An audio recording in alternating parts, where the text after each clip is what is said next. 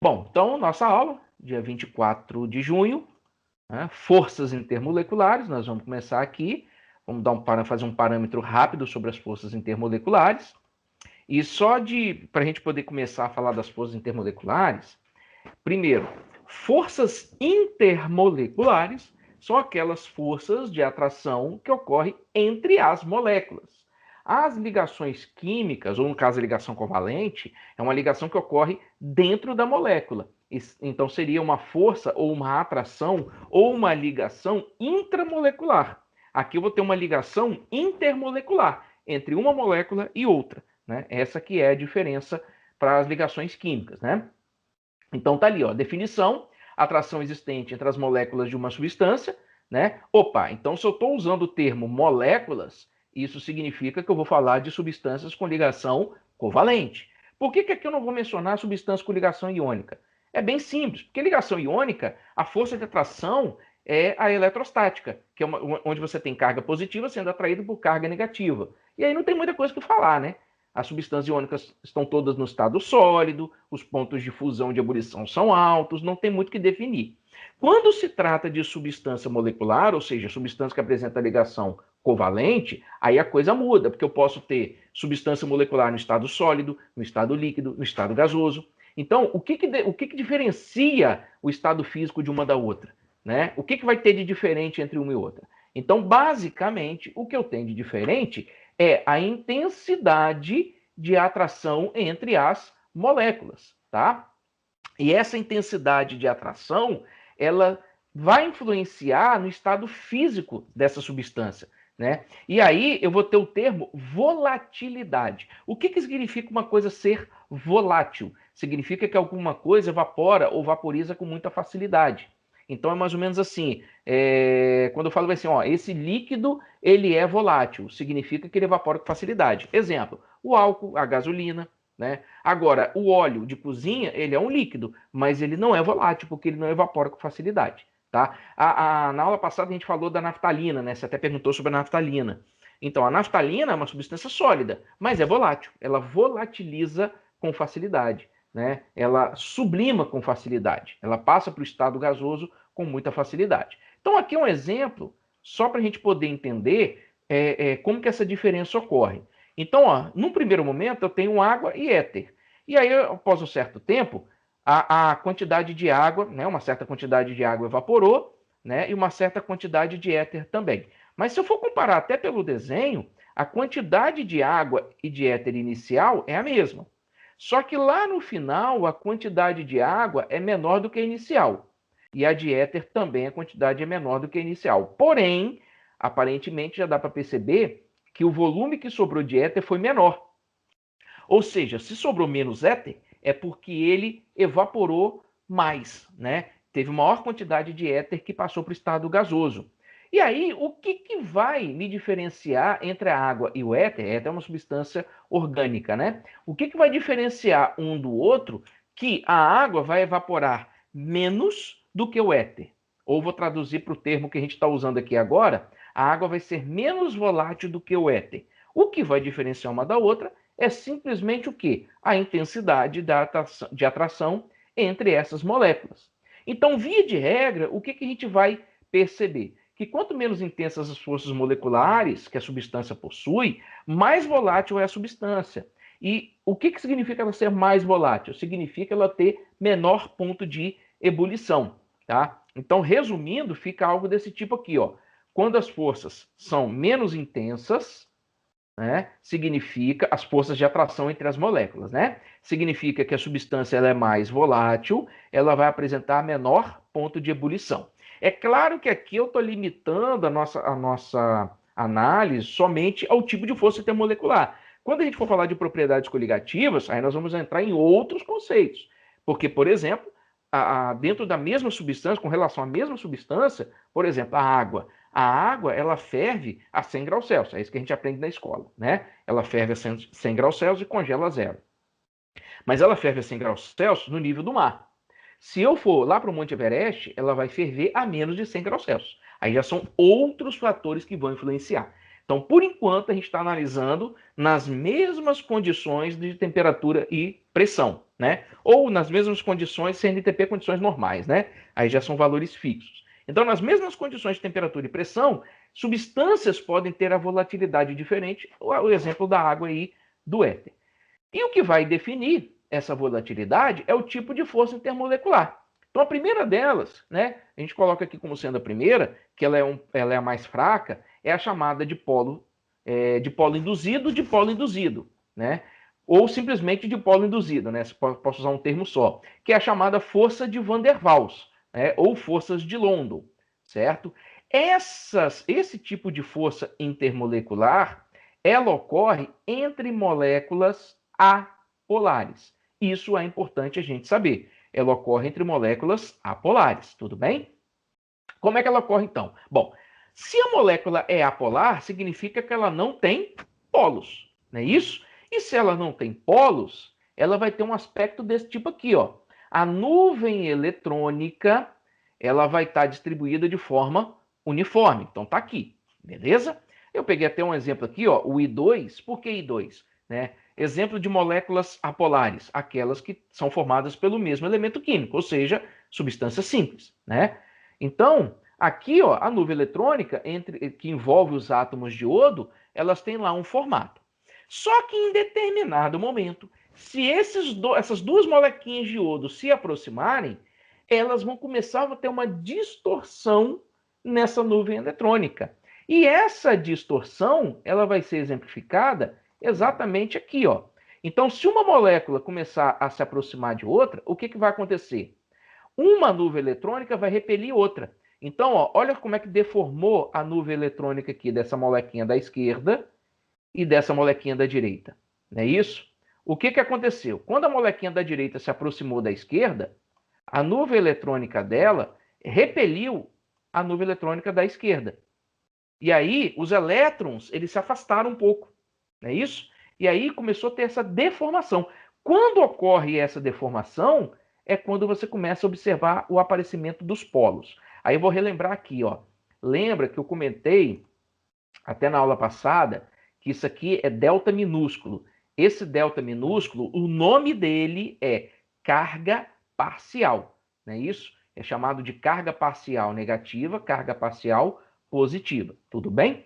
Então você começa a observar o aparecimento de cargas parciais, ó, positiva e negativa. Isso porque as nuvens se deformaram, tudo bem? Isso ocorre entre moléculas apolares, exemplo delas, está aqui, ó, substâncias simples, não é isso? Ó, H2O2, F2, Cl2, CO2, porque CO2 é uma molécula apolar, né? Mesmo sendo substância composta, pela sua geometria, é uma molécula apolar.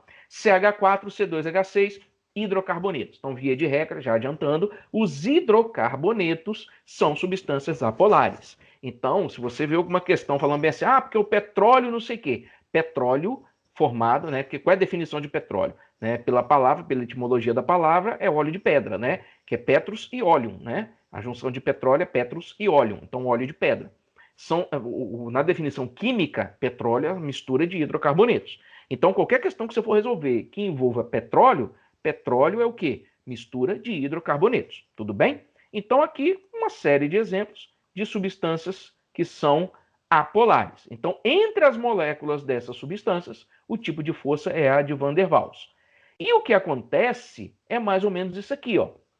Essa animaçãozinha aqui, ela está mostrando o quê, ó?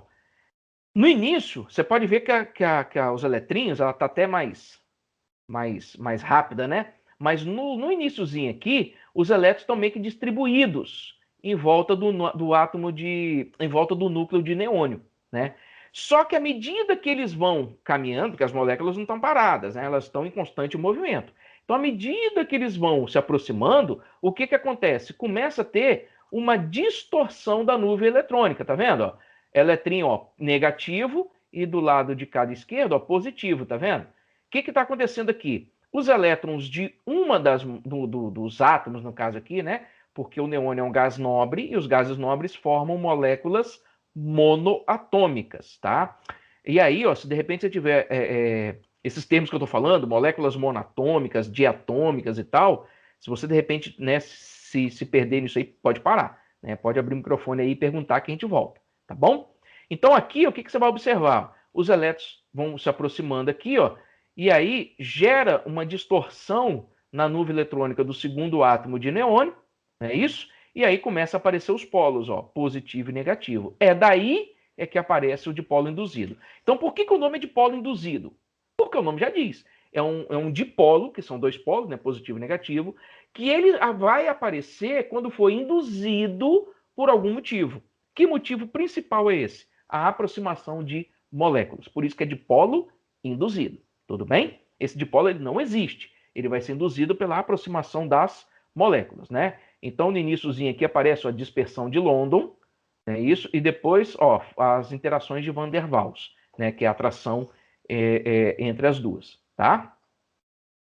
E aí, Prof, Oi, pode falar. deixa eu te perguntar. Tipo assim, o estado físico da molécula tem alguma... Tipo, muda alguma coisa? Por exemplo, no gasoso fica mais fraco, alguma coisa assim? Tá, é o contrário. Tá certo, mas só que vamos pensar o contrário. Quando a força de interação entre as moléculas ela é mais fraca, existe uma tendência maior da substância ser gasosa na temperatura ambiente, né? Quando a força de interação ela é mais forte, você tem uma tendência maior dessa substância vir para o estado sólido. O detalhe é que aqui eu não posso analisar somente essa variável. Para poder analisar o estado físico, eu tenho que analisar outras variáveis. E uma dessas outras variáveis é o peso da molécula. Então, por exemplo, a gasolina, que é líquida, tem a mesma composição química em termos de elementos, em termos de tipo de substância, do que o gás natural. E tem o mesmo tipo de força intermolecular. Né? Gasolina é hidrocarboneto e gás natural é hidrocarboneto. Só que por que o gás natural é gasoso e a gasolina é líquida? Porque o tipo de força entre as moléculas é o dipolo induzido, nas duas. Mas por que uma é líquida e outra é gasosa? Aí vem o peso da molécula. Porque a molécula, à medida que ela vai ficando mais pesada, ela vai tendendo a vir para o estado líquido. Né? E pode chegar até o estado sólido. Se você pega lá, por exemplo, a naftalina é um hidrocarboneto. E ela é sólida. Né? Já é um hidrocarboneto um pouco mais pesado. Tudo bem? Então, a análise não é somente o tipo de força intermolecular. Eu tenho outras análises para serem feitas quando eu vou falar, né, do estado físico. Beleza? Beleza, prof. Obrigada. Tranquilo. O outro tipo de força, né, o próximo tipo de força intermolecular é a chamada de polo permanente. Opa, dipolo permanente, por quê? Porque agora o dipolo existe. Né? É dipolo permanente ou simplesmente dipolo dipolo. Esse tipo de força ela ocorre entre moléculas polares. Opa, então agora são moléculas que apresentam polaridade. Um exemplo é o HCl. Se eu for analisar o HCl, lembra um pouquinho lá da fila de eletronegatividade, né? Fom, cloro, bromo, iodo, SCPH. Então, o cloro é mais eletronegativo que o hidrogênio. Então, os elétrons vão se aproximar mais do cloro. Por isso que a nuvem eletrônica ela está distorcida e ela está um pouco maior para o lado do cloro. Não é isso? Justamente porque o cloro é mais eletronegativo. Quando isso acontece, você tem um deslocamento de elétrons, é que você vai começar a observar o aparecimento da carga parcial. Por que aqui é chamada carga parcial? Aqui é chamada carga parcial porque o cloro não ganhou os elétrons e o hidrogênio não perdeu os elétrons. Simplesmente os elétrons estão mais próximos do cloro, tá bom? Por isso que é carga parcial. Lá na ligação iônica é carga efetiva. Por quê? Porque o elétron foi transferido de um átomo para o outro. Aí é diferente. Então, por isso que aqui a gente chama de carga parcial. Esse deltazinho aqui minúsculo, né? Porque o delta maiúsculo que você conhece, aquele triângulozinho, né? Aqui é o delta minúsculo. Bom, então, o que vai acontecer? A parte negativa de uma das moléculas atrai a parte positiva de outra, que a sua parte negativa atrai a parte positiva de outra, e assim por diante. E aí, consequentemente, a parte negativa atrai a positiva, não é isso? A parte negativa atrai a positiva, e assim por diante, certo? Daí que você vai... Pode falar. É sempre entre moléculas iguais? Não, não, pode ser entre É moléculas só o exemplo, diferentes. né? Tudo Isso, bem. pode ser. É porque é o seguinte, quando a gente vai analisar o tipo de força intermolecular, eu vou analisar para uma determinada substância. Quando eu passo para uma mistura, aí eu já tenho outras análises que eu preciso fazer. Então, por exemplo, se eu for analisar essa molécula e somente o HCl, é esse tipo de força intermolecular. Se eu pegar esse cara agora e colocar dentro da água, aí eu já tenho que analisar com o tipo de força intermolecular que tem na água. Ah, tá. Entendeu? Por isso que a gente faz análise, primeiramente, molécula, substância igual, né? Dentro da mesma substância. Tudo bem? Tranquilo. Aí, ó, alguns exemplos. Eu tenho aqui, ó, HBr, H2S, o CO. O CO2 é apolar, mas o CO é polar. Né? Você tem ali o carbono, ó, você tem um carbono e tem um oxigênio. Não é isso? E aí, nessa ligação carbono e oxigênio aqui, eu vou ter o oxigênio mais eletronegativo. Aqui eu tenho uma substância orgânica que apresenta o oxigênio. Então, já estou tentando trazer a ideia de que, quando eu falar lá na frente das substâncias orgânicas, eu vou falar bem assim, olha, substâncias orgânicas, os hidrocarbonetos, são apolares.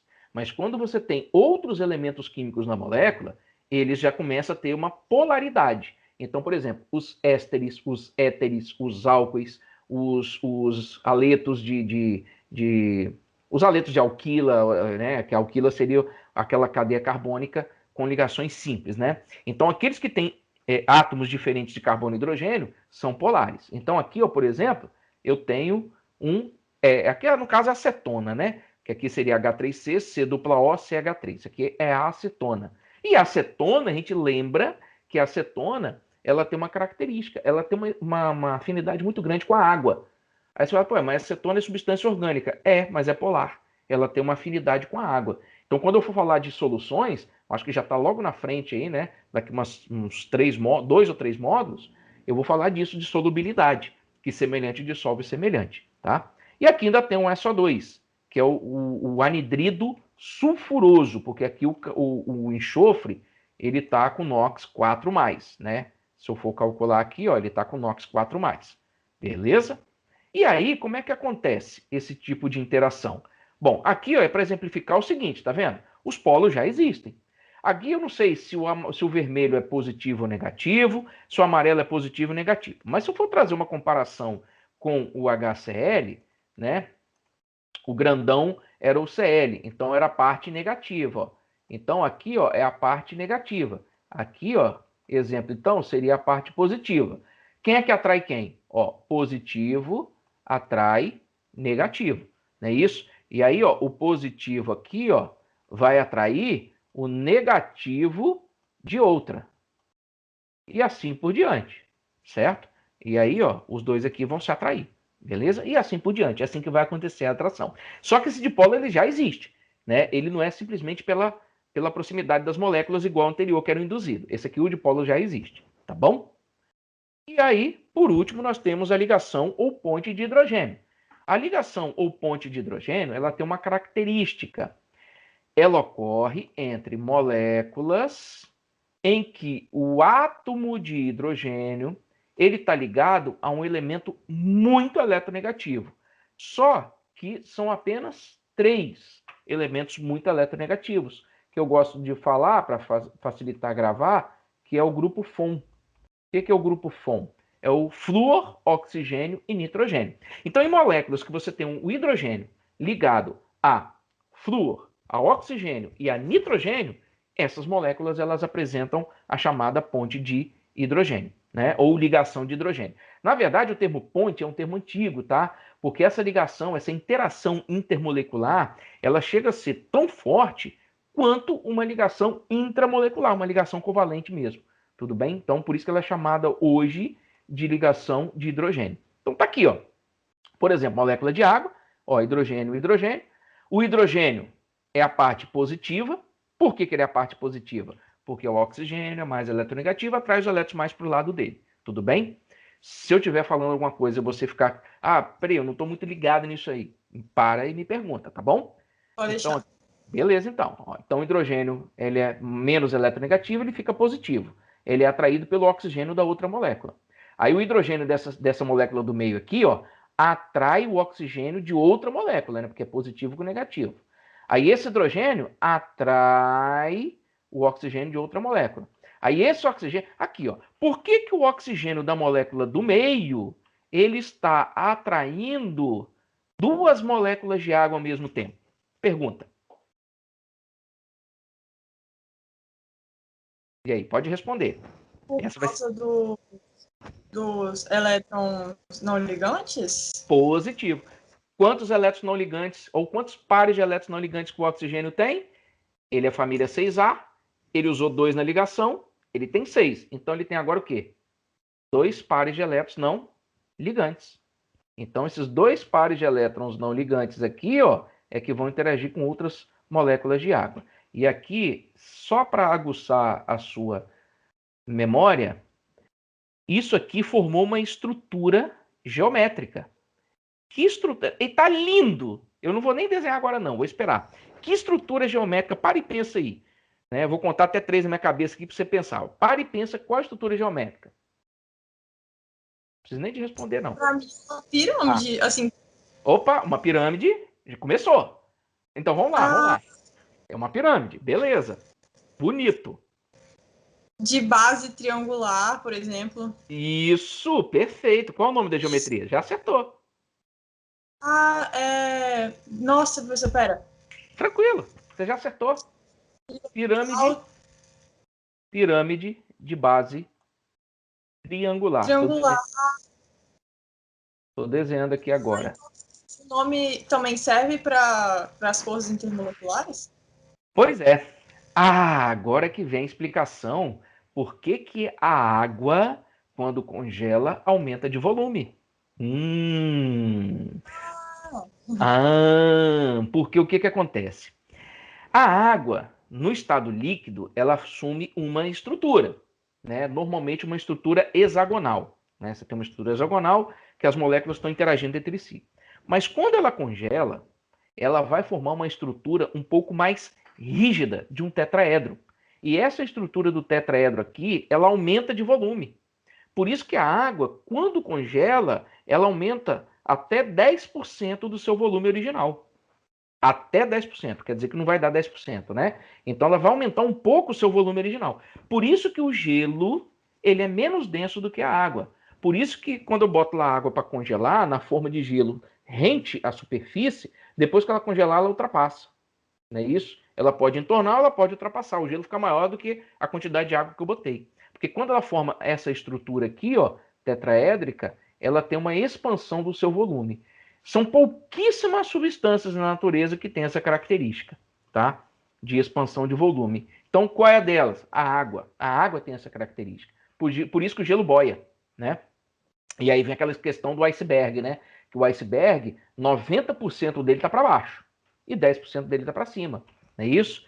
Aí, se o camarada lá do Titanic tivesse lembrado dessa historinha, né, da aula de química, ele tinha lembrado o seguinte: quando ele viu o iceberg, meu irmão, mete o pé, porque vai dar ruim. Ele só está vendo um pedacinho do iceberg, o resto está tudo para baixo, né? Então, sucessão de erros aí, beleza? E aí, ó, continuando, né? Essa interação, ela é a mais intensa que tem das forças intermoleculares que ocorrem entre as moléculas, tudo bem? Aqui eu coloquei mais exemplos, ó, ligação de hidrogênio que acontece na molécula do ácido fluorídrico, que é aquele que reage com vidro, não é isso? Ó, mesmo caso, ó, negativo interage com positivo, não é isso? Ó, positivo com negativo, assim por diante. No caso da amônia, tem também a ligação de hidrogênio, certo? Aí você vai falar assim, pessoal, mas a amônia é um gás. Realmente, a amônia é um gás. O ácido fluorídrico também, né? Ela é intensa, essa interação? Ela é. Mas e aí? Será que é só o tipo de força intermolecular que vai me ditar qual é o estado físico? Não. Às vezes até a estrutura que isso aqui se liga. Então aqui, por exemplo, provavelmente isso aqui se liga desse jeito, formando uma cadeia grande.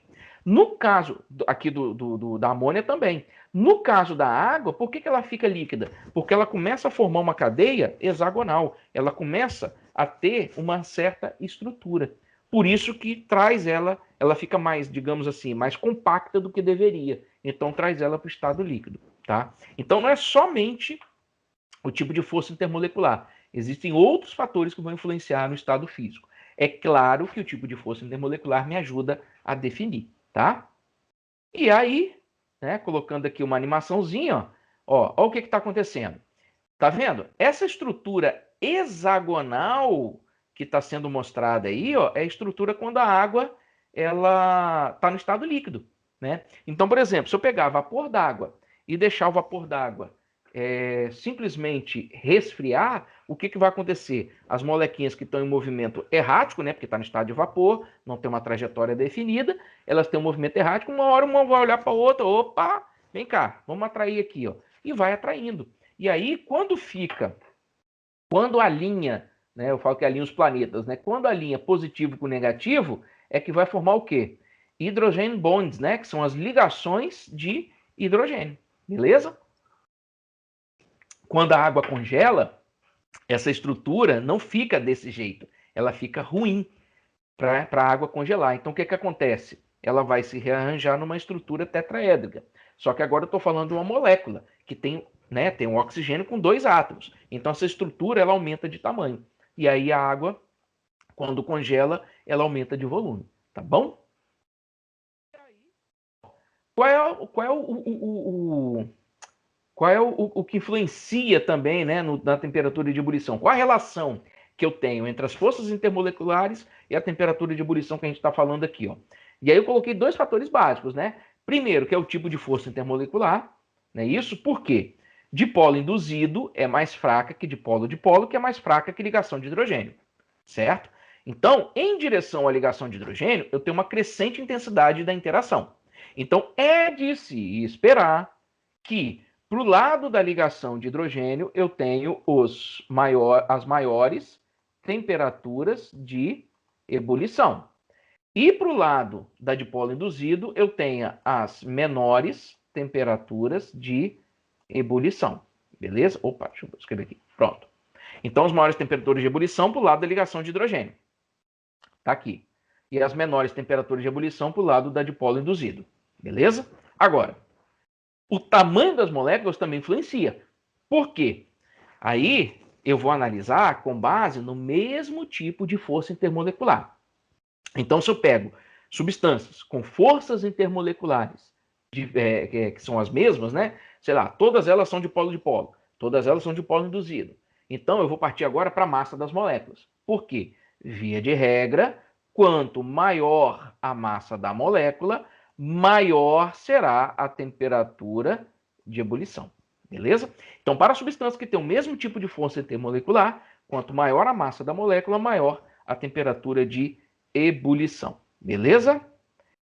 E aí, né, eu até passei a resolução dos exercícios. Aqui tem uma atividade, né, que eu vou deixar para você quebrar a cabeça depois, né, já deve ter feito, que é essa aqui, ó, essa aqui que fala para você colocar em ordem crescente, né? Você dá várias substâncias, primeiro você define qual que tem o tipo de força intermolecular, né? E depois você vai pela massa, beleza?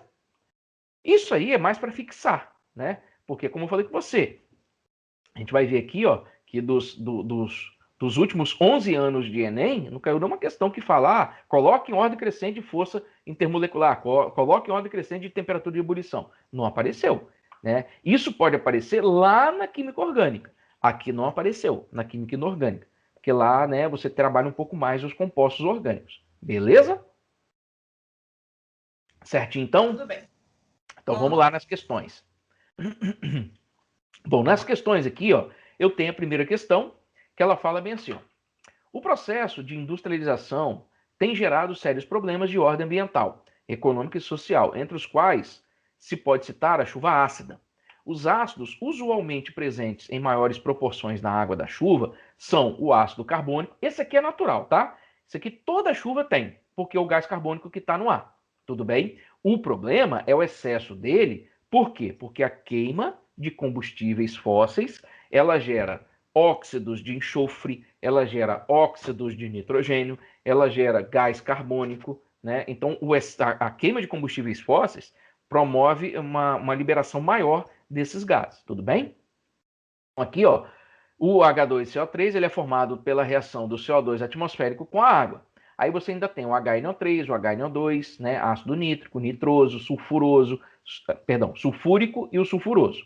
Esses 4 últimos, né, esses 4 aqui de nitrogênio e enxofre, são formados principalmente a partir da reação da água com os óxidos de nitrogênio e de enxofre gerados pela queima de combustíveis fósseis, né? Que eu acabei de falar. E aí que vem o detalhe. A partir de 1992, olha para você ver o tempo, né? A partir de 1992, foi criada uma lei no Brasil que todos os automóveis eles têm que ter o catalisador. O que é o catalisador? Catalisador, ele fica lá no escapamento dos gases da combustão do combustível, né? Resultantes da combustão do combustível, e ele é impregnado com metais preciosos, né? Por isso que o catalisador é muito caro. E aí, quando esses gases passam por ali, esses metais preciosos, eles catalisam a reação para pegar esses gases que são prejudiciais e transformá-los em gases menos prejudiciais, beleza? Então, o catalisador, ele lá no automóvel, ele é utilizado para esse fim, para pegar gases resultantes da queima que são prejudiciais e torná-los menos prejudiciais, tá? Quer ver? Um exemplo rápido. A gente fala sempre de efeito estufa, vai falar de CO2, né?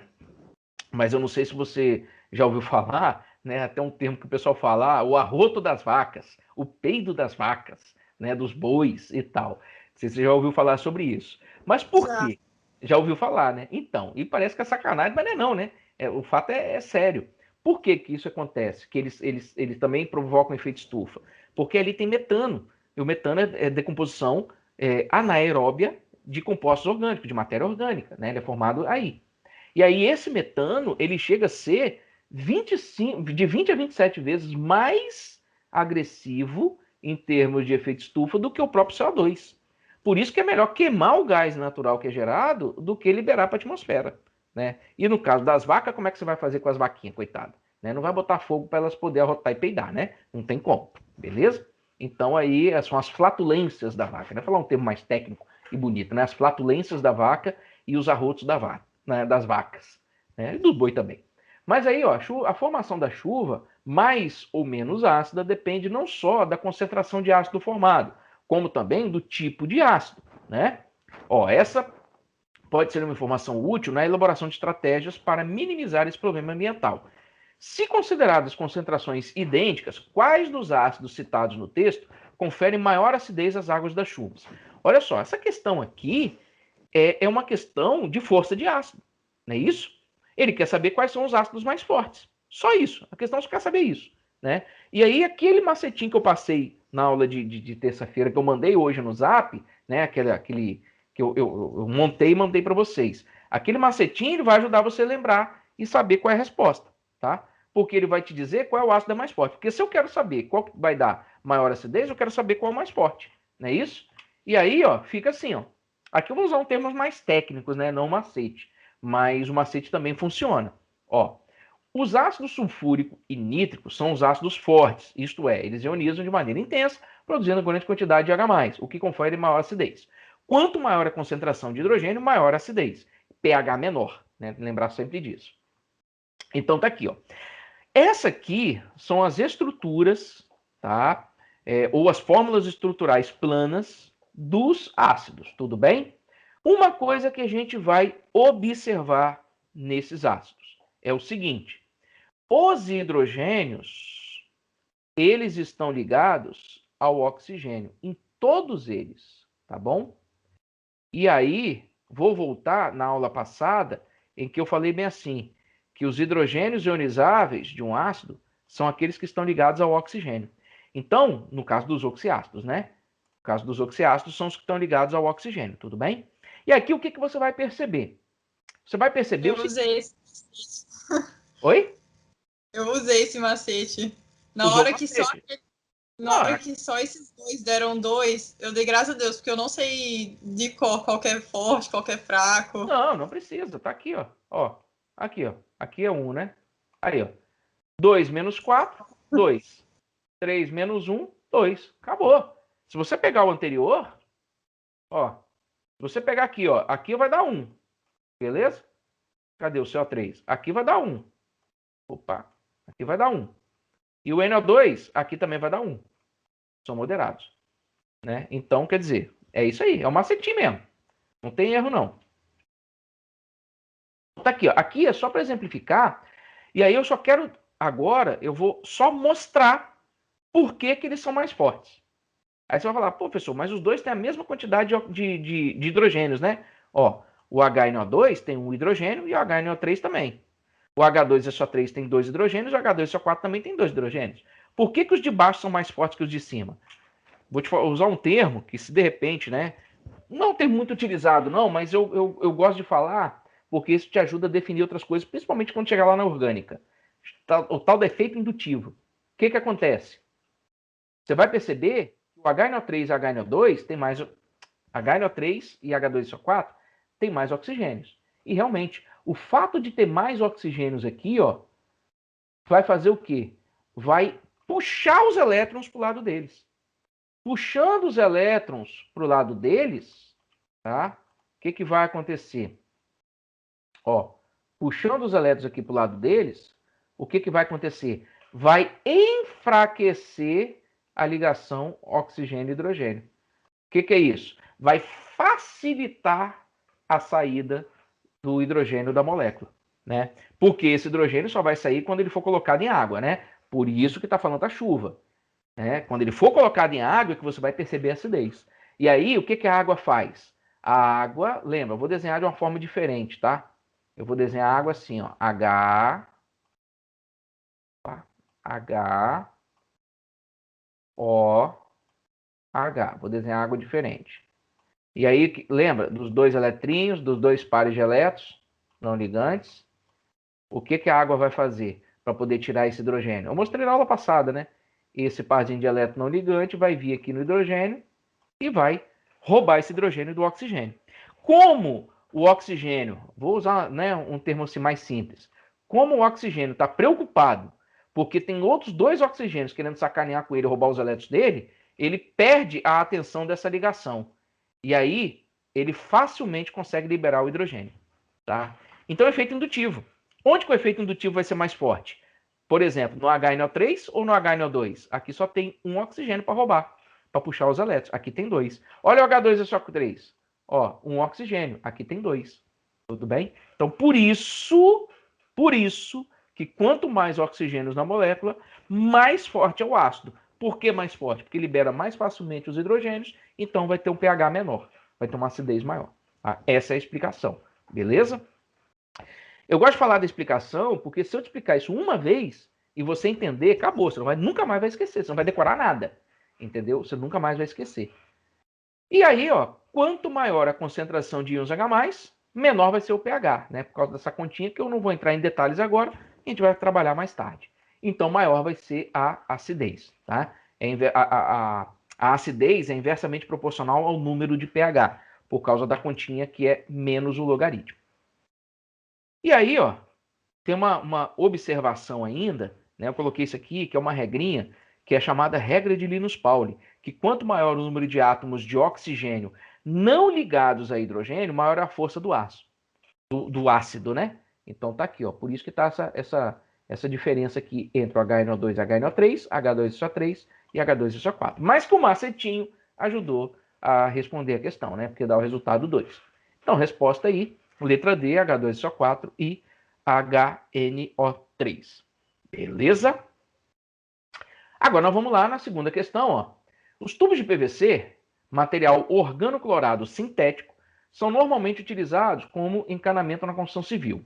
Ao final da sua vida útil, uma das formas de descarte desses tubos pode ser a incineração. Nesse processo, libera-se HCl, cloreto de hidrogênio, né? Aí você fala, ué, professor, mas a HCl não é ácido clorídrico? É, mas ele pode ser chamado de ácido clorídrico, ele pode ser chamado de cloreto de hidrogênio, tá bom? Então, ó, dentre outras substâncias, assim é necessário um tratamento para evitar o problema de emissão desse poluente. Entre as alternativas possíveis para o tratamento, é apropriado canalizar e borbulhar os gases provenientes da incineração em, vamos lá, água dura. Bom, eu acho que você não sabe o que é uma água dura, né? Aí vem aquela resposta, professor, água dura é aquela que não é mole. Show! E eu já ouvi falar, o cara fala bem assim, é gelo, entendeu? Porque é duro. Bom, o que é água dura? Esse é um termo técnico que a gente utiliza para falar águas que possuem grande concentração de íons bivalentes. O que é isso? Por exemplo, águas que possuem grande concentração de magnésio, grande concentração de cálcio, grande concentração de ferro com carga 2+, cobalto com carga 2+, cátions bivalentes, bi2, né? Cátion é positivo, então cátion bivalente, valência 2+, né? Carga 2+, tudo bem? Então água dura é aquela água que tem uma grande concentração de cátions bivalentes. Água de cal. O que é a água de cal? Água de cal é quando eu pego a cal virgem, que é o óxido de cálcio, e misturo na água. Vai produzir o hidróxido de cálcio, tá bom?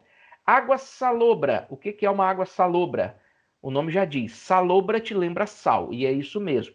É uma água que tem grande concentração de sal, né? No Nordeste tem muito disso, né? No Nordeste, principalmente no sertão, que não tem água superficial, a maior parte da água é extraída de poço, e aí você pega do lençol freático, essa água ela é salobra, né? E a água salobra, e a água dura também, ela tem uma característica. Se você pegar um sabonete e esfregar, shampoo e tal, e esfregar, não faz espuma, tá? A água dura, ela não deixa que a espuma se forme, tudo bem? Então é uma característica aí dessas duas. Água destilada, o que é uma água destilada? É aquela que passou por um processo de destilação, né? A definição é essa mesmo.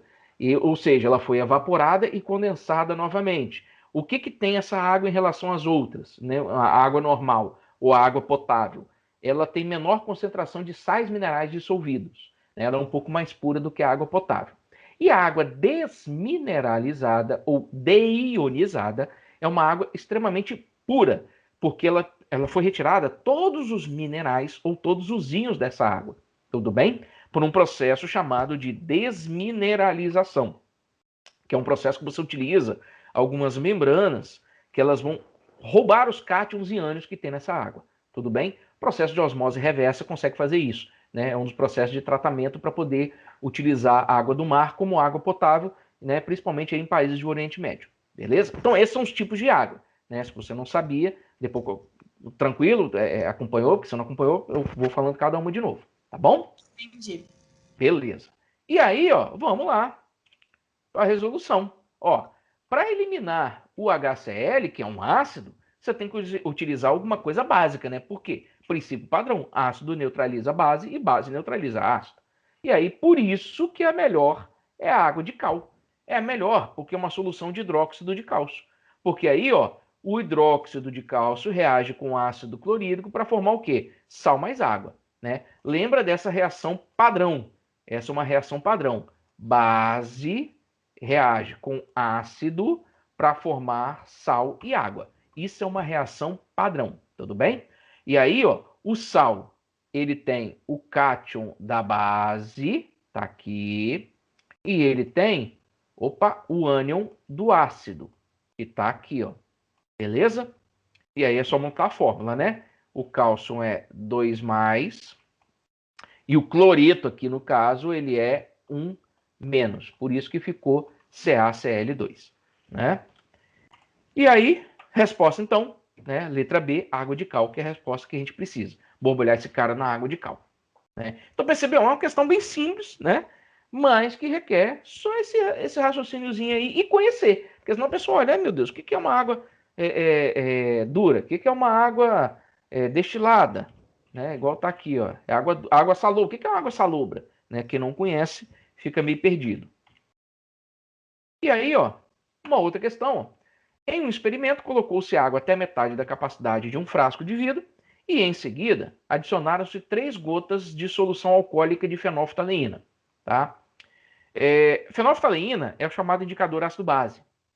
Isso a gente fala mais à frente. Mas, já adiantando, a fenolftaleína ela tem uma característica. Quando ela é colocada em meio ácido, a solução dela, que é incolor, permanece incolor. Quando ela é colocada em meio básico, ela fica rosa. Então, se você pingar em meio básico, ela vai ficar rosa, né? E aí, ó, adicionou-se bicarbonato de sódio comercial em pequenas quantidades até que a solução se tornasse rosa. Opa! Então, isso está querendo me dizer que o bicarbonato de sódio, quando colocado em água, vai produzir uma solução básica, porque a fenolftaleína fica rosa e meio básico, né? E o bicarbonato de sódio, só lembrando que eu comentei na aula anterior, o bicarbonato de sódio, ele é utilizado nos antiácidos estomacais efervescentes. Sonrisal, sal de frutazeno, não é isso? Então, se é antiácido é porque ele é básico. Dentro do frasco acendeu-se um palito de fósforo, o qual foi apagado assim que a cabeça terminou de queimar. Imediatamente o frasco foi tampado. Em seguida, agitou-se o frasco tampado e observou-se o aparecimento da cor rosa. Opa, então, ó, adicionou-se bicarbonato em pequenas quantidades que o som ficasse rosa. Acendeu um palito, qual foi apagado, a cabeça terminou de queimar. Imediatamente o frasco foi tampado. Em seguida, agitou-se o frasco tampado e observou-se o desaparecimento da cor rosa. Opa, tinha ficado básico e agora deixou de ser básico, porque passou para ácido, né? Que se desapareceu a cor rosa. Então, ó, a explicação para o desaparecimento da cor rosa é que, com a combustão do palito de fósforo, ocorreu, letra A, formação de óxido de caráter ácido, B, evaporação do indicador fenolftaleína, vaporização de parte da água do frasco, vaporização dos gases de caráter alcalino. Opa, o que é caráter alcalino? Peraí, não é isso que eu queria. O que é o caráter alcalino? Caráter alcalino é caráter básico, tá? Só lembrar disso. Caráter alcalino é caráter básico. pH alto. Aumento de pH da solução no interior do frasco. Bom, vamos lá. Duas coisas já posso eliminar. Aliás, três. Por quê? Se eu falei que o meio básico é que vai tornar a fenolftaleína rosa, vaporização de parte de água não vai alterar em nada a cor. Porque vaporizar a água não vai alterar o pH do meio. Vaporização dos gases de caráter alcalino, se tivesse caráter alcalino, caráter básico, teria continuado a ficar rosa. Aumento do pH da solução no interior do frasco, maior pH significa mais básico, então teria continuado rosa. Então só sobrou essas duas opções aqui, né? E aí, ó, como é que seria? Bom, primeiro, quando a gente coloca a fenolftaleína, ela fica rosa devido à hidrólise. Eu não vou entrar em detalhes aqui da hidrólise, né? Porque vou deixar para falar mais tarde, mas porque vai ter um meio básico. E a hidrólise acontece, a reação de hidrólise é essa aqui, ó. Eu já coloquei que quando tiver lá nas revisões, né? Se for revisar isso aqui, já está aí pronto. Tudo bem? Então, ó, o que acontece? A hidrólise desse cara produz uma solução de caráter básico. Tá aqui, ó. Forma um NaOH. Não é isso? Aí você fala, professor, mas formou também o H2CO3. Tudo bem. Só que esse ácido aqui, ele é um ácido fraco. E essa base aqui é uma base forte. Né? Então, a base é mais forte. Então, o que vai acontecer? O meio vai ficar básico. Né? A solução resultante vai ser básica. E aí, a combustão do palito de fósforo, ele produz óxidos ácidos. Né? Dentre eles, o gás carbônico e também o anidrido sulfuroso. Em particular, o gás carbônico, quando entrar em contato com a água, vai formar o ácido carbônico. E aí, o que vai acontecer? Ó, vai ter isso aqui, ó. Esse H+ aqui que vai ser formado, ele vai reagir com o NaOH. E aí vai um neutralizar o outro. Tudo bem? Por isso que a solução ela perde a cor. Então, ó, com a formação dos íons H+, que resulta em meio ácido, não é isso? Ou seja, vai neutralizar a base formada e a fenolftaleína vai ficar incolor. Né? Então, resposta aí, a letra A, formação de óxido de caráter ácido. Tá? E aí, ó, seguindo, quarta questão, ó, as misturas efervescentes em pó ou em comprimidos, ó, já é a segunda questão que fala de bicarbonato, hein? Mistura efervescente em pó e em comprimidos são comuns para a administração de vitamina C ou de medicamentos para azia. Essa forma farmacêutica sólida foi desenvolvida para facilitar o transporte, aumentar a estabilidade de substâncias quando em solução, acelerar a absorção do fármaco pelo organismo. As matérias-primas que atuam na efervescência são, em geral, o ácido tartárico ou o ácido cítrico, tá? Que reage com o sal de caráter básico, né, que é o bicarbonato de sódio, quando em contato com a água. Deixa eu fazer uma observação aqui. Esse sal, ele tem caráter básico por causa da hidrólise que ele vai sofrer. Mas se eu for classificá-lo conforme a função inorgânica, ele é um sal ácido por causa da presença do H+, do hidrogênio aqui, que ainda pode ser ionizado. Tá bom? Então, só tomar cuidado com isso aí. Aí, ó, a partir do contato da mistura efervescente com água, ocorre uma série de reações químicas simultâneas. Ó, liberação de íons, formação de ácido, liberação de gás carbônico, gerando efervescência. Aí tá aí, ó. As equações a seguir representam as etapas da reação da mistura efervescente na água, em que foram omitidos os estados de agregação dos reagentes, estado físico, tá? E H3A representa o ácido cítrico, que é um ácido orgânico, fórmula grande. Então ele representou só como H3A, né? Significa o quê? É um ácido que tem um ânion e tem 3 hidrogênios que vão se ionizar. Aí tem aqui, ó, 1 é o bicarbonato, não é isso? Decompondo. A reação 2 é o ácido carbônico se decompondo em CO2 e água. Na reação 3, eu tenho aqui, ó, o íon bicarbonato com H+, formando o ácido carbônico. E na reação 4, o ácido cítrico se ionizando, formando os 3H+, e liberando o ânion, né? Lembrando que o ácido é uma substância molecular, ligação covalente, ele sofre ionização, né? Dissociação são as substâncias iônicas. Ó, tá aqui, ó. Ó, dissociação, a substância iônica dissociou, formando os íons. Aí tá aqui, ó. A ionização, a dissociação iônica, a formação do ácido e a liberação do gás ocorre respectivamente nas seguintes etapas. Então você vai ter que definir qual. Quer dizer, a questãozinha, tá vendo? Bem de conceito mesmo, tá? E aí, ó, primeiro, a ionização, ela vai ocorrer na equação de número 4. Por quê? É onde o ácido sofre ionização, produzindo o cátion H+, e o ânion correspondente do ácido, né? Se é o ácido cítrico, vai formar o citrato.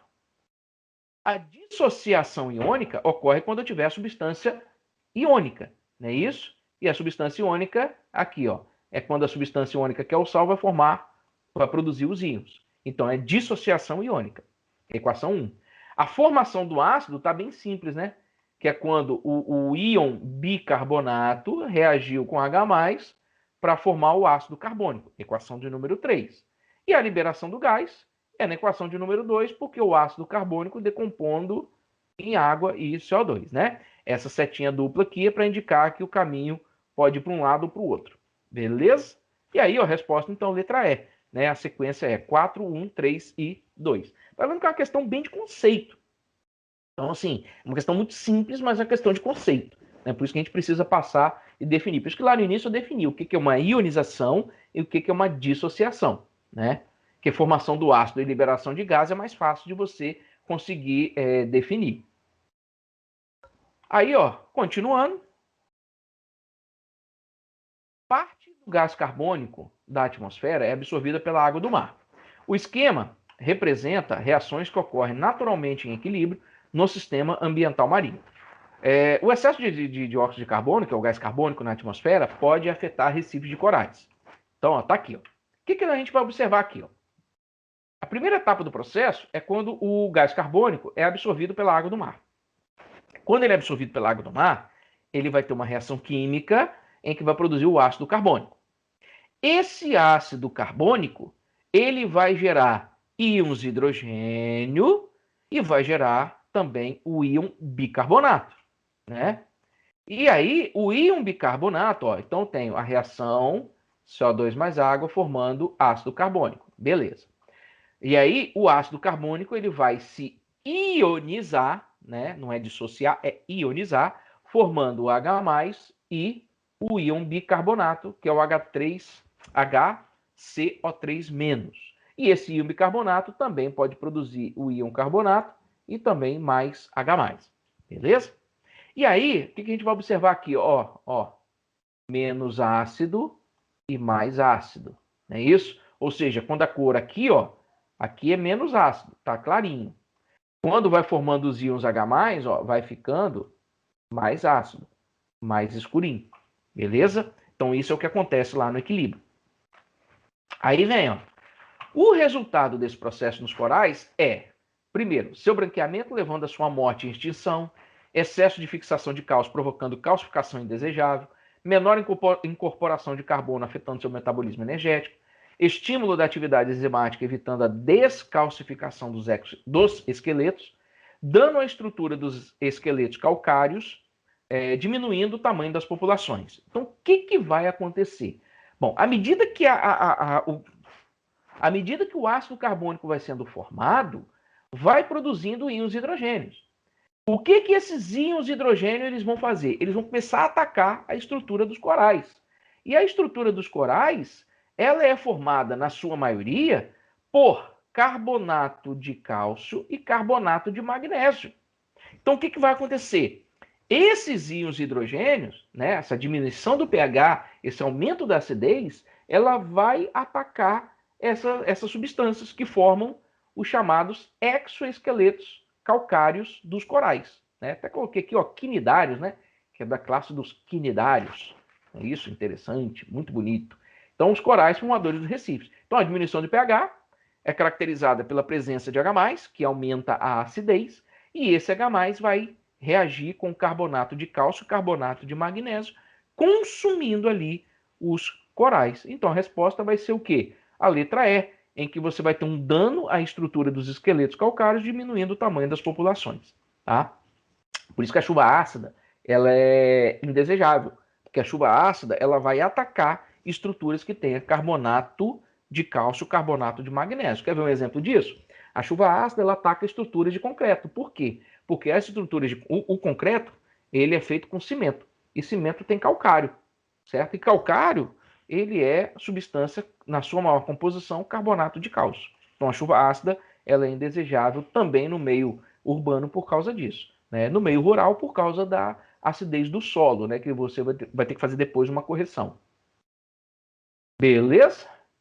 A sexta questão, ó, a aplicação excessiva de fertilizantes nitrogenados na agricultura pode acarretar alterações no solo e na água pelo acúmulo de compostos nitrogenados, principalmente na forma oxidada, favorecendo a proliferação de algas e plantas aquáticas e alterando o ciclo do nitrogênio representado no esquema, vai vir daqui a pouco. A espécie nitrogenada mais oxidada tem sua quantidade controlada por ação de micro-organismos que promove a reação de redução dessa espécie no processo denominado desnitrificação. Então, tá aqui, ó, o processo é esse. Ó, você tem o nitrogênio, N2, pelo processo 1 forma amônia, pelo processo 2, íon amônio, pelo processo 3, o íon nitrito, pelo processo 4, o íon nitrato, que pelo processo 5 volta ao nitrogênio, e aí sim forma o ciclo, né? É um processo cíclico.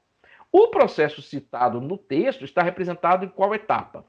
Ó, a gente precisa perceber são as coisas que a questão fala. Ó, o processo de desnitrificação realizado por bactérias ocorre na espécie nitrogenada mais oxidada. Quem é essa espécie mais oxidada? Então, mais oxidada é aquela que tem um estado de oxidação maior ou aquela que tem um NOx maior. Então, essa é uma questão de cálculo de NOx. É só isso. Não tem outra coisa que você precisa analisar. Não é isso? Aí eu vou fazer o quê? Vou calcular o NOx. Então, ó, no processo 1, parte de quem? Do nitrogênio. Não é isso? Do N2. Então, o N2 ele tem NOx zero, porque é substância simples. O processo 2 parte do NH3. No NH3, o nitrogênio tem NOx menos 3. Por que isso? Simples. O hidrogênio, lembra que eu falei que o hidrogênio, na sua maioria, ele é 1+. Certo? Então, o nitrogênio vai ser 3+. O processo 3, que vai partir aqui do NH4+, né? Como é que eu vou fazer a conta aqui? Ó? NH4+. Ele vai ter NOx 4-, né? Então, o que vai acontecer aqui? Se eu fizer a conta, né? Não vai ser a espécie mais oxidada. Deixa eu lembrar aqui. O nitrogênio, peraí, ele é da família 5A. Tudo bem? Só para lembrar, né? Sendo da família 5A, qual é o maior estado de oxidação que ele pode alcançar? O maior estado de oxidação que ele pode alcançar é 5+, que é o número da família. Tudo bem? Só lembrar disso. Então 3A, 3+, 4A, 4+, 5A, 5+, 6A, 6+, 7A, 7+. É isso aí. É o maior estado de oxidação que ele pode alcançar. Tá? No processo 4, o NO2 menos o nitrogênio tem NOx 3+.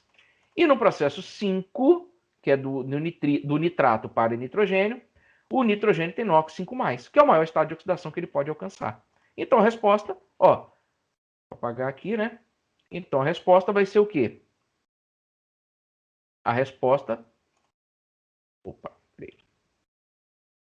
vai ser letra E, porque o processo de desnitrificação, já que ele ocorre na espécie mais oxidada, ela vai ocorrer na etapa 5, no processo 5. Porque, no caso, a espécie mais oxidada aqui é quando o nitrogênio está na forma de nitrato, que é o NO3-. Tá? Então, tá vendo? Questão de cálculo de inox. Bem simples a questão. Tá? Aí vem aquela pergunta, pessoal, vai cair questão de cálculo, calcule o NOx disso. Não, não vai cair, isso não vai cair nunca, neném. Dê o nome daquilo, calcule o NOx disso, complete a reação. Isso não vai cair nunca, neném, mas cai assim, né? Ele pega essas questõezinhas dessa forma aí, tá? Ó, essa questão aqui, ó. Decisão de asfaltamento da rodovia MG10, uma questão de 2010, né? Questão já mais antiga, ó. Você vê que é um texto de 2008. Acompanhada da introdução de espécies exóticas e a prática de incêndios criminosos, ameaçam um sofisticado ecossistema do campo rupestre da reserva da Serra do Espinhaço. As plantas nativas dessa região, altamente adaptadas a uma alta concentração de alumínio, que inibe o crescimento das raízes e dificulta a absorção de nutrientes e água, estão sendo substituídas por espécies invasoras que não teriam naturalmente adaptação para este ambiente. No entanto, elas estão dominando as margens da rodovia, equivocadamente chamada de estrada ecológica, né? Só porque tem plantinha.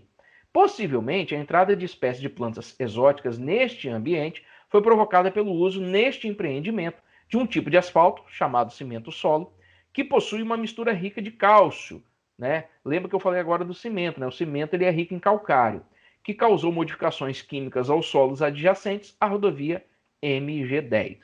Ó, eu marquei aqui, eu destaquei uma coisa importante que a questão falou, que vai ser primordial para a gente poder resolver a questão, que as plantas nativas, elas altamente adaptadas a uma alta concentração de alumínio. Então tem que ter uma alta concentração de alumínio no solo, tá? Aí, vamos lá. Ó, essa afirmação baseia-se no uso de cimento solo, mistura rica em cálcio. Olha, eu tinha comentado anteriormente que o cimento ele é rico em calcário, CaCO3. Beleza? E aí vamos pensar um pouquinho. CaCO3, carbonato de cálcio, calcário, utiliza-se na lavoura para corrigir o pH, corrigir a acidez do solo. Opa, se eu quero corrigir a acidez, é porque eu quero aumentar o pH. Não é isso? Eu quero torná-lo menos ácido ou mais básico. Tudo bem? Então, logo de cara, se eu quero aumentar o pH, eu já vou reduzindo, reduzindo, reduzindo. Olha, de cara eu já eliminei 3. Só sabendo disso aqui, ó. Beleza? É aí que tá o diferencial de quem sabe que não sabe as historinhas. Né? A historinha não faz passar, não, mas ela te ajuda. Aí, ó, vamos lá. Oi, volta só um pouquinho.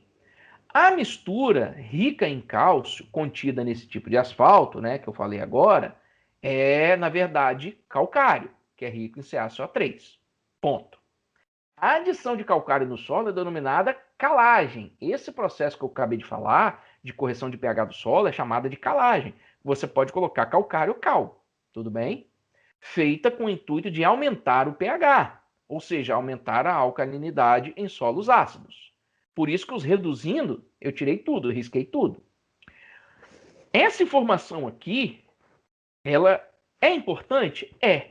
Mas ela definiria se você resolveria a questão? Não. Ó, o alumínio ele é absorvido em solos ácidos, ou seja, com pH abaixo de 5,5. E o aumento do pH do solo provoca a redução da toxidez do alumínio, ou seja, diminui a absorção de alumínio pelo solo. Né? Se eu aumentei o pH, eu diminuo a absorção de alumínio pelo solo.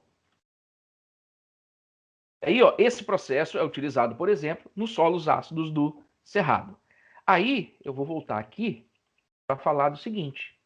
Ele não falou que as plantas nativas, elas têm que ter, elas são adaptadas a uma alta concentração de alumínio? Beleza. Eu não vimos aqui que o cimento solo, que tem calcário, ele eleva o pH? Beleza. Então, eu não precisaria saber daquela informação. Ó, risquei, Risquei. Ó, ele fala aqui, ó, essa afirmação baseia-se no uso do cimento sólido, mistura rica em calcário, que... O que ele faz? Ele, na verdade, ele eleva o pH. Mas ele faz o quê? Ele aumenta ou diminui a toxidez do alumínio. Se ele eleva o pH, ele vai, ó... Ele eleva o pH, ele vai reduzir a toxidez, certo? Ele vai reduzir a toxidez e vai fazer o quê? Não era para aparecer agora, não. Ele vai inibir a toxicidade do alumínio. Aí você fala, professor, mas eu não tinha que saber dessa informação do pH menos 5,5, não? Menor do que 5,5, não? Não, sabe por quê? Porque lá no enunciado ele já falou isso aqui, ó. Elas são, se as plantas nativas estão morrendo e elas são adaptadas para uma alta concentração, vamos lá nas opções.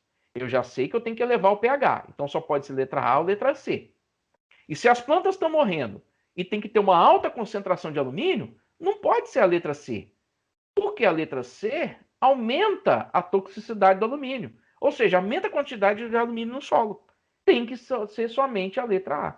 Então, tá vendo como é que às vezes uma frasezinha que está no meio do texto, ela é importante para eu poder definir se eu vou acertar a questão ou não.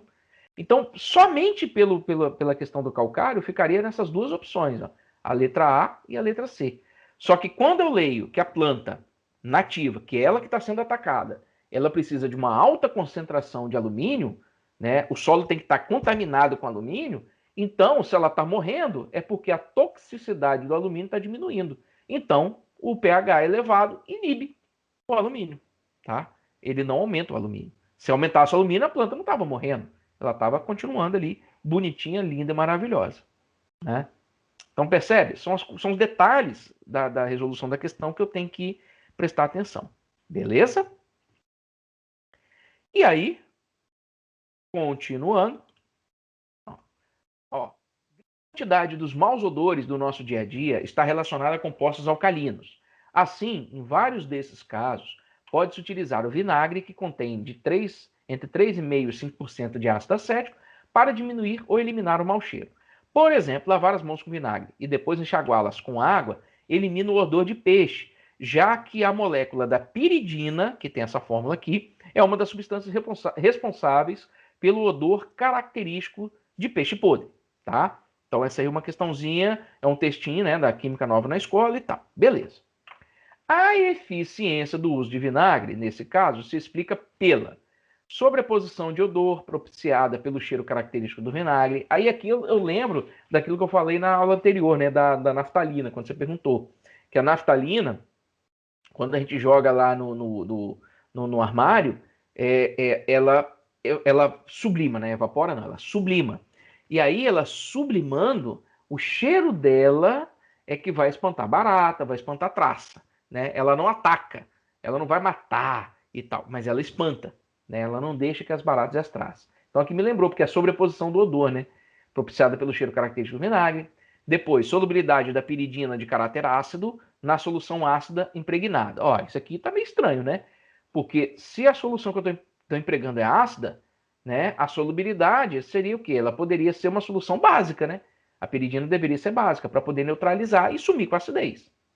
Perdão, sumir com o cheiro. Inibição da proliferação de bactérias presentes devido à ação do ácido acético. Degradação enzimática da molécula da piridina, acelerada pela presença de ácido acético. Olha, eu, né, não sei, acho meio estranho isso aqui, né? Reação de neutralização entre o ácido acético e a piridina, que resulta em compostos sem mau odor. Então vamos lá, vamos ver.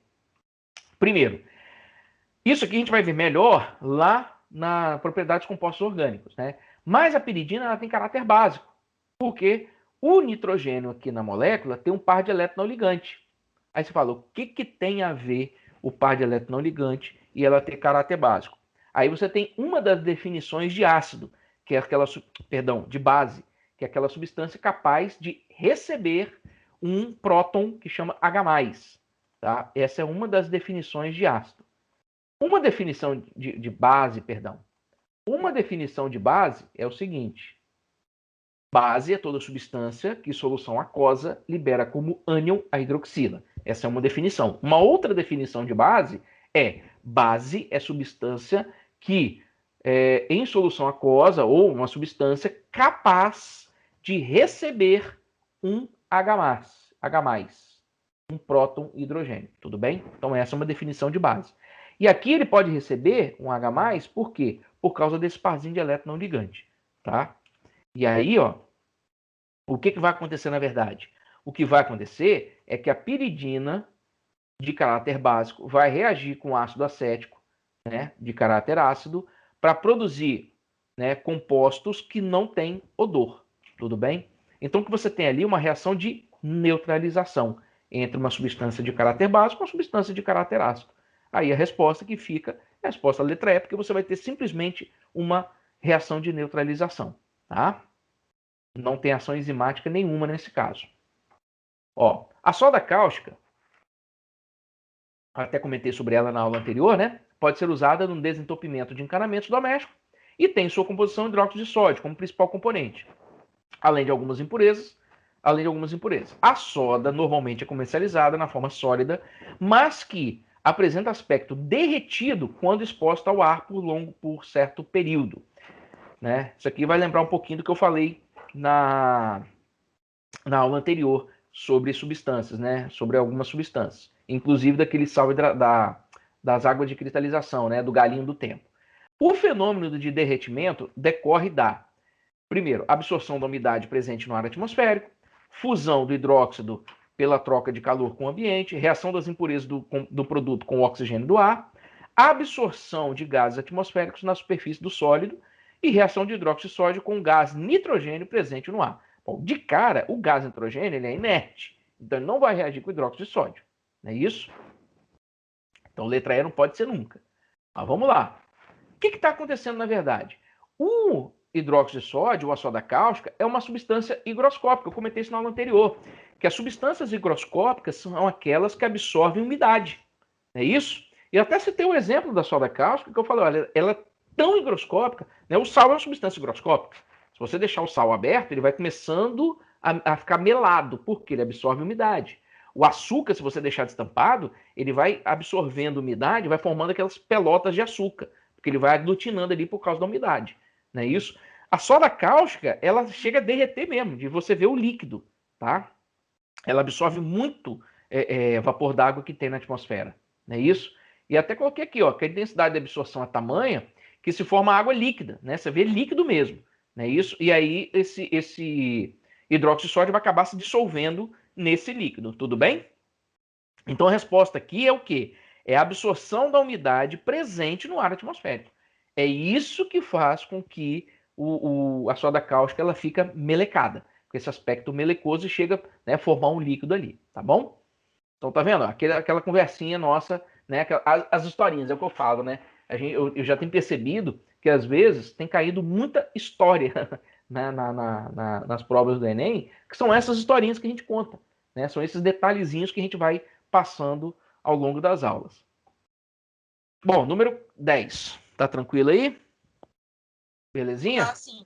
Pegando as que eu peguei e tô entendendo, sim. Show. Ah, mais uma coisa. Se você precisar e quiser, eu posso mandar essas resoluções das questões do Enem, tá? Não tem problema não. Isso aqui não é segredo de Estado, não. Tá bom? Não, tudo bem. Dá pra ver pela aula também. Beleza. Eu só não mando antes, porque senão fica muito baba, né? Aí, pô, vou falar aquilo tudo de novo, né? Por isso que eu não gosto de mandar antes. Entendeu? Tudo Mas bem. passou alguma coisa, você precisou de relembrar alguma coisa, você me fala. E tem as aulas, né, também gravadas. Então tá bom, vamos lá. Bom, o carvão ativado é um material que possui elevado teor de carbono, sendo muito utilizado para a remoção de compostos orgânicos voláteis do meio, como o benzeno.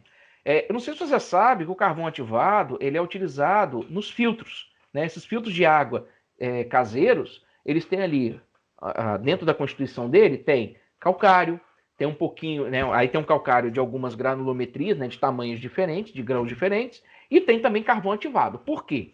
Porque o cloro que está na água, né? O termo carvão ativado significa o seguinte, que é como se eu tivesse, né? Pegar um mouse aqui. É como se eu tivesse dentro essa aqui é uma pedrinha de carvão, né? Eu aumentei ela de tamanho. Então, dentro dessa pedrinha de carvão, eu tenho vários buracos dentro dessa pedra. Então, substâncias que são gasosas, que estão, né, temporariamente dissolvidas ali na água, elas vão passar por esse carvão ativado. E o que, que vai acontecer? Essas substâncias gasosas vão entrar nesses buraquinhos e vão ficar agarrados. Tá? Por isso que tem que ter o carvão ativado. E como na água, essa água potável que a gente recebe do tratamento, né, no caso aqui da Cezan, ela vem com um certo teor de cloro, né, e esse cloro é um gás, então esse carvão ativado ajuda a reter um pouquinho desse cloro. Tudo bem? Então, por isso que é chamado carvão ativado, porque é um carvão que tem uns poros ali, né? Se aumentar o tamanho do grão, ele tem poros que vão aglutinar essas moléculas de gás. Tudo bem? Por isso que ele fala aqui, ó, que é para auxiliar a remoção de compostos orgânicos voláteis do meio, como o benzeno. E o benzeno é extremamente cancerígeno, né? O benzeno, ele causa a doença chamada benzenismo. Inclusive, existe um dia nacional de combate à exposição ao benzeno, né? Isso acontece muito nas indústrias, principalmente indústrias que trabalham com a parte de petróleo, né? No caso onde eu trabalho, que é refino de gás. Então a gente tem que usar as máscaras, né? São máscaras para reter compostos orgânicos, com filtro para reter compostos orgânicos, justamente por causa desse cara do benzeno. Porque com o passar do tempo, a exposição prolongada, ele não sai do organismo, esqueci agora o nome que se dá, né? Ele entra no organismo e não sai, não é eliminado mais. Ele só vai acumulando, ele é bioacumulativo, se eu não me engano. Fixação trópica, não. Sim. É isso aí, alguma coisa trópica. Eu esqueci agora o termo, mas é isso aí. Então ele só vai acumulando, ele não sai, né? Então, ó, para a remoção desses compostos, utiliza-se a adsorção. Esse fenômeno ocorre por meio de interações do tipo intermoleculares entre a superfície do carvão, que é adsorvente, e o benzeno, que é o adsorvato, substância adsorvida. Tá, fazer uma parada aqui só para diferenciar adsorção de absorção. A adsorção, ela geralmente é uma interação intermolecular. Às vezes, a absorção, ela é um pouco diferente, porque aí, às vezes, ocorre uma interação intramolecular, tá? Então, existe uma diferença entre a adsorção e a com B, né? Com B de bola, e a absorção. A absorção, às vezes, ela vem acompanhada até de uma reação química, tá? Então, existe uma diferença aqui. Esse que eu estou falando do carvão ativado, ele adsorve, ele só gruda a molequinha do gás ali dentro dele, tá? E por que ela gruda? Né? Não é por causa da interação das forças intermoleculares? Então, tem que ter forças intermoleculares parecidas, tem que ter características parecidas, não é isso? E aí, ó, tá aqui, ó. No caso apresentado, entre o adsorvente, que é o carvão ativado, e a substância dissolvida, que é o benzeno, ocorre a formação de ligações de sulfeto, ligações covalentes, ligação de hidrogênio, de interações de polo induzido ou de polo induzido, interações de polo permanente, que é de polo, tá? Ligações de sulfeto são ligações que ocorrem entre moléculas que têm um átomo de enxofre nela. Bom, não é o caso de nenhum dos dois, né? Porque o carbono o carvão é carbono e o benzeno é carbono e hidrogênio, né? Que é um hidrocarboneto. Então, no caso aí de sulfeto, esquece. Ligação covalente, olha, o próprio enunciado me fala que é interação intermolecular. E ligação covalente é uma ligação, ó, deixa eu riscar aqui. Ligação covalente é uma ligação intramolecular, é dentro da molécula. Ligações de hidrogênio? Não, porque ligações de hidrogênio, eu tenho que ter o hidrogênio ligado a FON, não é isso? E eu não tenho nenhum desses três aqui em questão, não é isso? Aqui é carbono e hidrogênio. Carbono no carvão, carbono e hidrogênio no benzeno, não é isso? Então só sobrou dipolo induzido, dipolo permanente e dipolo permanente. Então tá vendo que por eliminação também consigo chegar a pelo menos a limitar um pouco mais. Então o que está acontecendo aqui? Olha, o benzeno é o hidrocarboneto, não é isso? O carvão é carbono. Então ambos são o quê? Apolares. Então entre o adsorvente e a substância dissolvida ocorre a formação de interações o quê? Dipolo induzido, não é isso?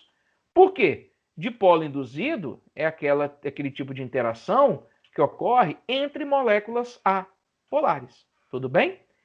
Que são chamadas de forças de London ou forças de van der Waals. Né? Isso é a resposta à letra D. E uma perguntinha. O carvão é apolar, que é o carbono. Certo?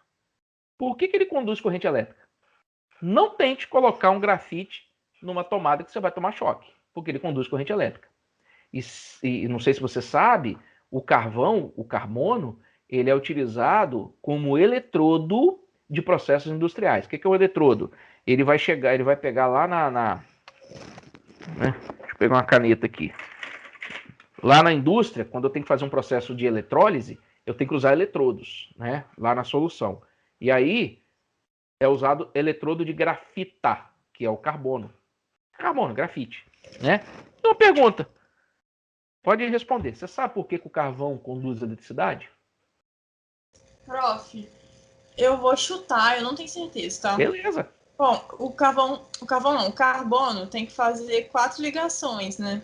Para ele negociar os elétrons. Completar o seu octeto, digamos assim. E eu acredito que sem essas ligações fique elétron não ligante? Não sei, não sei mesmo. Então vamos lá.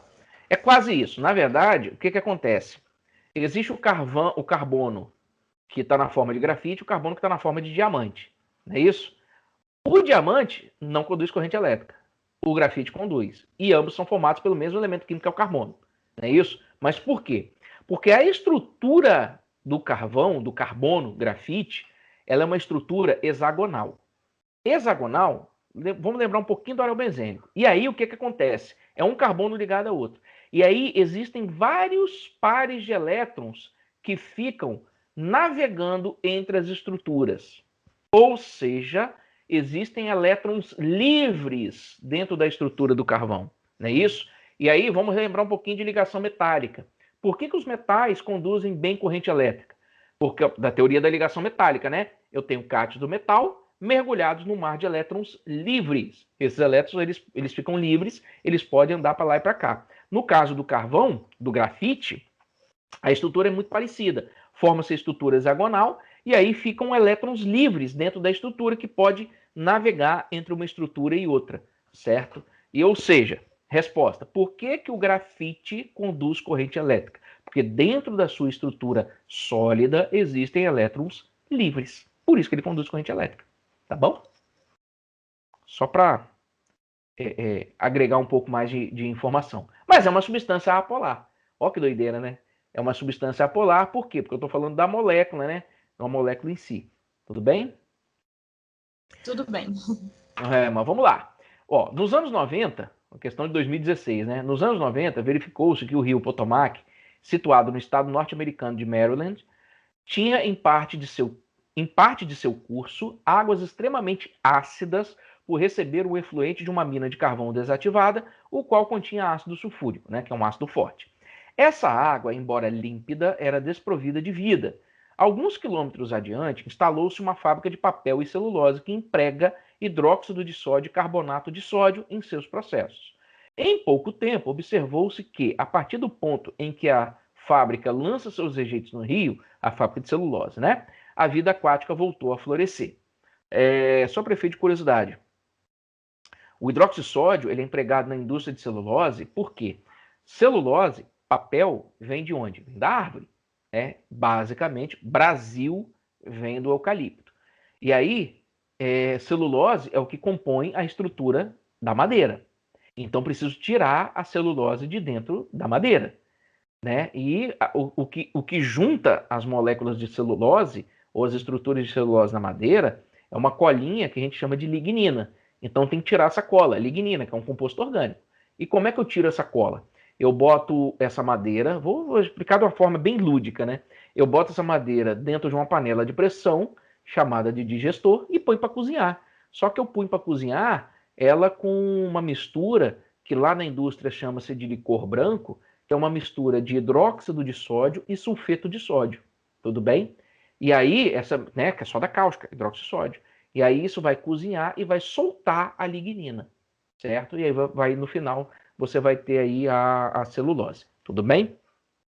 Se quiser saber um pouco mais, né, sobre produção de celulose, a gente pode até marcar um dia que eu te explico como é que se dá, né? É bem bacana, né? E tem uns videozinhos também bacana que dá para ver, mas se você quiser saber, é interessante, né? Mas é isso aí. Então, o que acontece? Ó, ele fala o seguinte: tem a mina, ela joga lá um rejeito que tem ácido sulfúrico. Aí os peixes morrem. Aí quando passa pela indústria de celulose, que descarrega esse troço aí, a vida volta a florescer. Mas está bem claro aqui, né? Ó, ácido sulfúrico, hidróxido de sódio, carbonato. Está bem claro aqui a situação, né? Então, a explicação para o retorno da vida aquática nesse rio é primeiro, diluição das águas do rio pelo efluente lançado nele. B, precipitação do iosulfato na presença do efluente da nova fábrica. Biodegradação do ácido sulfúrico em contato com o novo efluente. Eu quero saber de onde que saiu o bio, né? Tudo bem, pode ser até degradação, mas bio por quê? O efluente novo lançou algum micro-organismo? Porque biodegradação tem que ser através de micro-organismo. Diminuição da acidez das águas do rio pelo efluente da fábrica de papel e celulose. Opa! Volatilização do ácido sulfúrico após contato com o novo efluente introduzido no rio. Lembra que o ácido só tem 3 ácidos que são fixos, ou seja, não são voláteis, só tem 3: sulfúrico, bórico e fosfórico. Só esses 3. Sulfúrico, né? Bateria de carro tem ácido sulfúrico, por isso que aquele líquido é corrosivo, tá? Inclusive, né, uma dica, Manual do Mundo, né? No canal do Manual do Mundo tem um vídeo lá que explica como é que faz as baterias de carro. Muito legal, muito interessante. Né? Já percebeu que eu gosto, né? Ácido bórico. Já percebeu que eu gosto do Manual do Mundo, né? É bem bacana. O ácido bórico tem em veneno de barata, né? Aqueles veneninhos de barata sólido. E o ácido fosfórico, pasme, Coca-Cola, os refrigerantes de cola, tá? Eles têm ácido fosfórico, tudo bem? Então são ácidos fixos. Então volatilização, né? Creio eu que não seja. Vamos lá, vamos desenvolver a questão. Como é que fica? Ó, a explicação para o retorno da vida nesse rio é a diminuição da acidez. Simples. Por quê? O que aconteceu? O ácido sulfúrico vinha da mina, não é isso? Aí, o que aconteceu? Ele produz, quando ele entra em contato com a água, ele produz o quê? Íons H+, aumenta a acidez, não é isso? Diminui o pH, certo? O que vai acontecer agora? Lá nos efluentes da celulose, ó, eu quero basicamente esse cara aqui, ó. Por quê? Porque esse cara aqui vai produzir o quê? Hidroxila. Pessoal, mas tem hidroxila também produzida pelo carbonato de sódio, positivo, porque o carbonato, em presença de água, forma um ácido carbônico, não é isso? O ácido carbônico se decompõe, né? O íon bicarbonato, perdão, né? O Na2CO3, o carbonato de sódio, sofre hidrólise. Eu não quis falar da hidrólise aqui, né? Isso aqui, na verdade, é representando a hidrólise, tá? Mas eu não quis falar, para poder não embolar, certo? Mas vai produzir o quê? Hidroxila. Eu tenho hidroxila aqui, ó, produzida pela soda cáustica, não é isso? E aí, o que vai acontecer? Você vai ter uma neutralização. Então, aquela água que estava ácida, que matava os peixes, agora não está mais. Então, os peixes acabam, né? Quando eu falo vida, né? Basicamente peixes. Então, os peixes eles voltam a nascer. Então, a diminuição da acidez das águas do rio pelo efluente da fábrica de celulose e papel. Né? Então, nesse caso aí, foi um descarrego bom, né? Isso não é bom que aconteça, não. Se você pegar, por exemplo, Peraí, agora deixa eu lembrar. Suzano. Isso. Suzano, né? Agora é Suzano lá na... Era Aracruz Celulose, virou Fibria e agora é Suzano. Lá você vai perceber que aqueles efluentes, eles não são jogados diretamente. Eles passam por um tratamento para poder ser jogado. Não pode ser jogado direto no leito do rio, tá? Bom, então, ó, número 12. Partículas microscópicas existentes na atmosfera funcionam como núcleos de condensação de vapor da água, que, sob condições adequadas de temperatura e pressão, propiciam a formação das nuvens e, consequentemente, das chuvas. No ar atmosférico, tais partículas são formadas pela reação de ácidos, né, simbolizou aqui por HX, com a base amônia, de forma natural ou antropogênica, dando origem a sais de amônio, de acordo com a equação química genérica. Então tá aqui, beleza. Aí, ó, a fixação de moléculas de vapor d'água pelos núcleos de condensação ocorre por ligação iônica, interação de polo, interação de polo induzido, interações íon-dipolo. Íon-dipolo é a mesma coisa que dipolo, tá? E ligações covalentes. Bom, interação entre moléculas não pode ser nem iônica e nem covalente. Então já começa por aí. Letra A e letra E está descartada. E aí, ó, vai ficar o quê, ó? A reação da base com os ácidos forma compostos iônicos de fórmula, tá aqui, ó. Porque O sal de amônio, ele é um composto iônico. É isso? E aí, o que vai acontecer? Ocorrerá a fixação das moléculas de água, que são polares, né? Molécula de água polar, com os íons NH4+, e X-. X- porque eu não sei qual é o ânion do ácido. Por forças de interação, íon dipolo. O que seria íon dipolo? É dipolo. Porque o que acontece? Ó, parte negativa da molécula de água atrai o NH4+, que é o cátion. Parte positiva da molécula de água atrai o X-, que é o ânion do ácido. E assim por diante. Então é assim que eles conseguem se atrair. Beleza? Então a resposta é a letra D. Então tá vendo? Bem simplesinha, né? Então percebeu aqui, ó, a parte negativa da molécula é íon dipolo. Íon dipolo ou dipolo. É isso porque eu tenho um polo de um lado e tenho um polo do outro. Prof. Oi, pode falar. Pera, é porque a letra B é dipolo. Cadê? Ah, não, perdão. É, sim. Tá, deixa eu melhorar aqui então. Volta aqui, ó. Porque é o seguinte, o que acontece? Por que ele aqui está específica íon dipolo? Porque agora eu não estou tendo a atração de uma molécula com outra molécula. Deixa eu melhorar um pouquinho aqui. Não é uma molécula com outra molécula. Se aqui, por exemplo, quer ver? Deixa eu dar um exemplo. Vamos supor que aqui fosse NH3. Se fosse NH3, é porque é o seguinte, quando eu falo dipolo, né, eu tenho dipolo permanente e dipolo permanente. Então, tenho uma estrutura com os dois polos de um lado e uma estrutura com os dois polos de outro.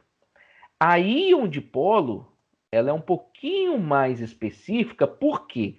Porque eu tenho um tipo de carga só de um lado com o dipolo do outro. Então, aqui, ó, eu tenho um tipo só de carga desse lado, ó, que é o positivo, atraindo a parte negativa da molécula. No caso aqui do X-, que é o ânion, eu tenho a carga negativa do ânion atraindo a parte positiva da molécula. Então, por que nesse caso não é dipolo-dipolo? E por que eu citei o NH3? Porque o NH3 é uma molécula polar, né? Ela vai ter essa estrutura aqui, ó, H, H e H.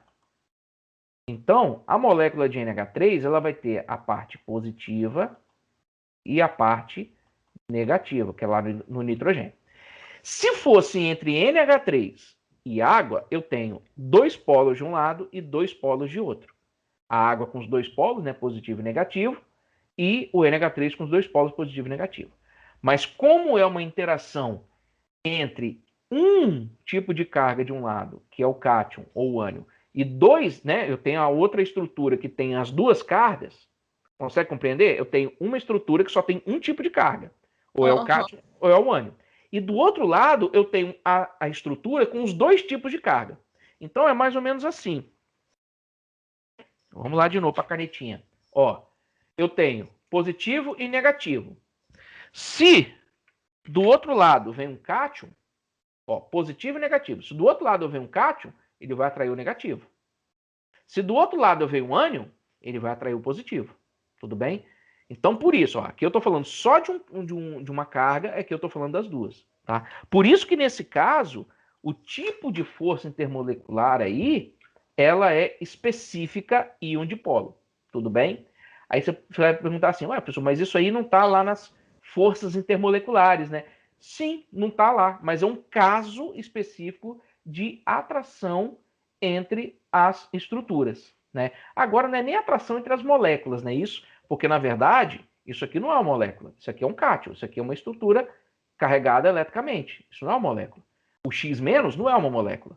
Se fosse a atração de NH3 ou do HX, aí tudo bem. Tá bom? Conseguiu compreender? Obrigada. Eu só esqueci de falar desse detalhezinho aí. Tá? Tudo bem. Beleza? E aí, ó, companhias que fabricam jeans usam cloro para clareamento seguido de lavagem.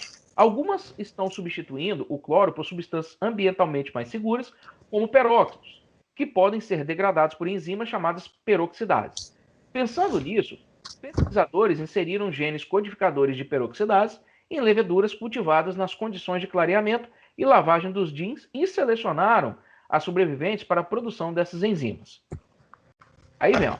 Nesse caso, o uso das leveduras modificadas objetiva: letra A, reduzir a quantidade de resíduos tóxicos nos efluentes da lavagem, eliminar a necessidade de tratamento de água consumida, elevar a capacidade de clareamento dos jeans, aumentar a resistência do jeans a peróxidos e associar ação bactericida ao clareamento. Só para uma historinha aqui, peróxido é utilizado no branqueamento da celulose que eu acabei de falar. Né? Você tira a celulose da madeira e aí depois você tem que branquear.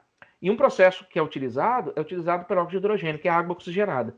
Né? Então, o peróxido é utilizado, acho que eu até comentei, né? Comentei na aula anterior, quando eu falei dos peróxidos. Ele é utilizado porque quando ele degrada, forma o quê? Oxigênio e água.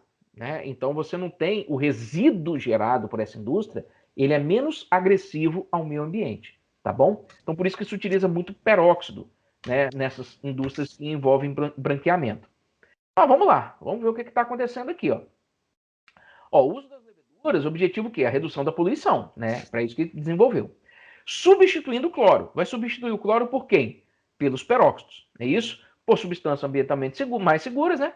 Reduzindo o quê? A quantidade de resíduo tóxico no efluente.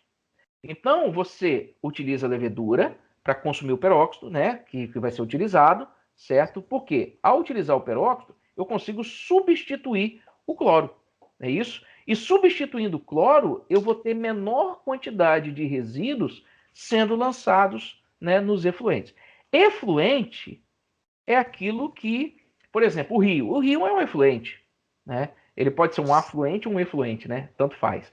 É um efluente se ele carrega embora e um afluente se eu pego dele, né?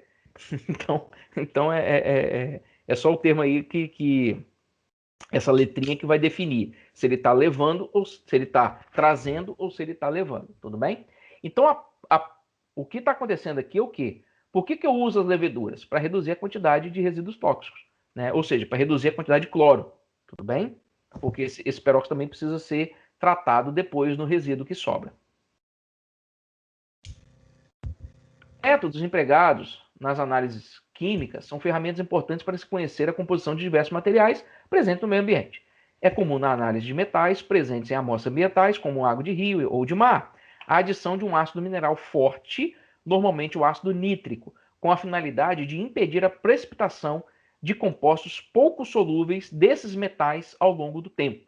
Tá? Nós vamos ver, quando eu falar de reações inorgânicas, se eu não me engano é o próximo módulo, eu vou falar sobre reações de dupla troca e vou falar um pouquinho dos sais que são solúveis, né? E os nitratos são sais que são solúveis, tá? Então, o que ele está dizendo aqui é o quê? Que quando eu coloco o ácido nítrico, eu evito a formação de sais ou de substâncias que vão precipitar, que vão... E o que é precipitar? Precipitar é formar um sólido, tá? Então, por exemplo, se eu colocar muito açúcar na água, começar a dissolver açúcar, colocar muito açúcar, vai chegar uma hora que ele vai para o fundo, ele não dissolve mais, então ele precipitou, né? Com sal a mesma coisa. E aí, ó, na ocorrência de precipitação, ou seja, eu coloco o ácido nítrico para não precipitar, mas se ocorrer a precipitação, o resultado da análise pode ser subestimado. Por quê? Ocorreu passagem de parte de metais para uma fase sólida, houve volatilização de compostos dos metais para a atmosfera. Isso aqui é praticamente possível, né? Por quê? Compostos que têm metais, ou é composto metálico ou é composto iônico. Então, ele jamais vai volatilizar, porque esses compostos eles têm altos pontos de fusão e de ebulição, né? Os metais passaram a apresentar comportamento de não metais? Também não, né? Porque aí teria que mudar o núcleo. Não é isso? Fica meio estranho. Formou-se uma nova fase líquida, imissível com a solução original. E os metais reagiram com as paredes do recipiente que contém a amostra. Olha, pode até ser, mas vamos lá. Vamos ver se é isso mesmo. Ó, na ocorrência de precipitação, o resultado da análise pode ser subestimado porque ocorreu passagem de parte dos metais para uma fase sólida. O que é o metal passar para a fase sólida? Ele está dissolvido. Para ele passar para a fase sólida, ele tem que fazer o quê? Ele tem que se juntar com alguém, certo? E se juntar com alguém significa formar um precipitado. Então, o que acontece? Se, com o tratamento com ácido nítrico, forma-se sais nitratos que são solúveis, né? Então, o que acontece? Se eu não colocar Se eu não fizer um tratamento adequado com ácido nítrico, o que vai acontecer? Esses metais que estão dissolvidos, eles vão se juntar com alguns ânions que possam estar dentro da água, e estão porque aquela água não é pura, né, que é usada lá para fazer análise, ela não é pura, e aí vai formar o precipitado. Né? Esse precipitado é uma substância sólida, né? Nesse caso aqui é um sal, vai ser um sal, porque o metal vai estar na forma ionizada dentro da água e vai se juntar com o ânion, certo? Né? O metal cátion vai se juntar com o ânion e vai formar o precipitado. Tudo bem? Então, nesse caso aí, a resposta qual é? É porque teve passagem de parte dos metais para a fase sólida, porque parte dos metais precipitou, porque eu não realizei o tratamento adequado com ácido nítrico. Né? Tá vendo? Até agora não perguntou o nome de ninguém. Qual o nome desse ácido? Não vai perguntar, né? Ó, um experimento simples que pode ser realizado com materiais encontrados em casa é realizado da seguinte forma. Adiciona-se um volume de etanol em um copo de vidro e, em seguida, uma folha de papel. Com o passar do tempo, observa-se um comportamento peculiar. O etanol se desloca sobre a superfície do papel, superando a gravidade que o atrai no sentido oposto, como mostra a imagem. Para a parte dos estudantes, isso ocorre por causa da absorção do líquido pelo papel. Então tá aqui, ó. Se você fizer isso em casa, pegar um pedacinho de papel, você vai ver que o álcool vai subir acima da superfície do papel. É como se você estivesse escalando o papel, tá? Então, ó, do ponto de vista científico, o que explica o movimento do líquido? Primeiro, evaporação do líquido? Bom, evaporação não vai ser, né? Porque senão estava subindo. Diferença de densidades. Diferença de densidades. Estranho, né? Porque né, o líquido é o mesmo. Reação química com papel, capilaridade nos poros, resistência ao escoamento do líquido. Ó, se tiver uma reação química, você não identificaria etanol aqui, certo? Porque uma reação química ele vai mudar, né? Seria etanol na parte líquida e no papel não seria etanol. Mas se você pegar, fizer isso em casa e cheirar o papel vai estar com cheiro de etanol. Então reação química também não vai ser. Diferença de densidade, a mesma substância? Acho difícil.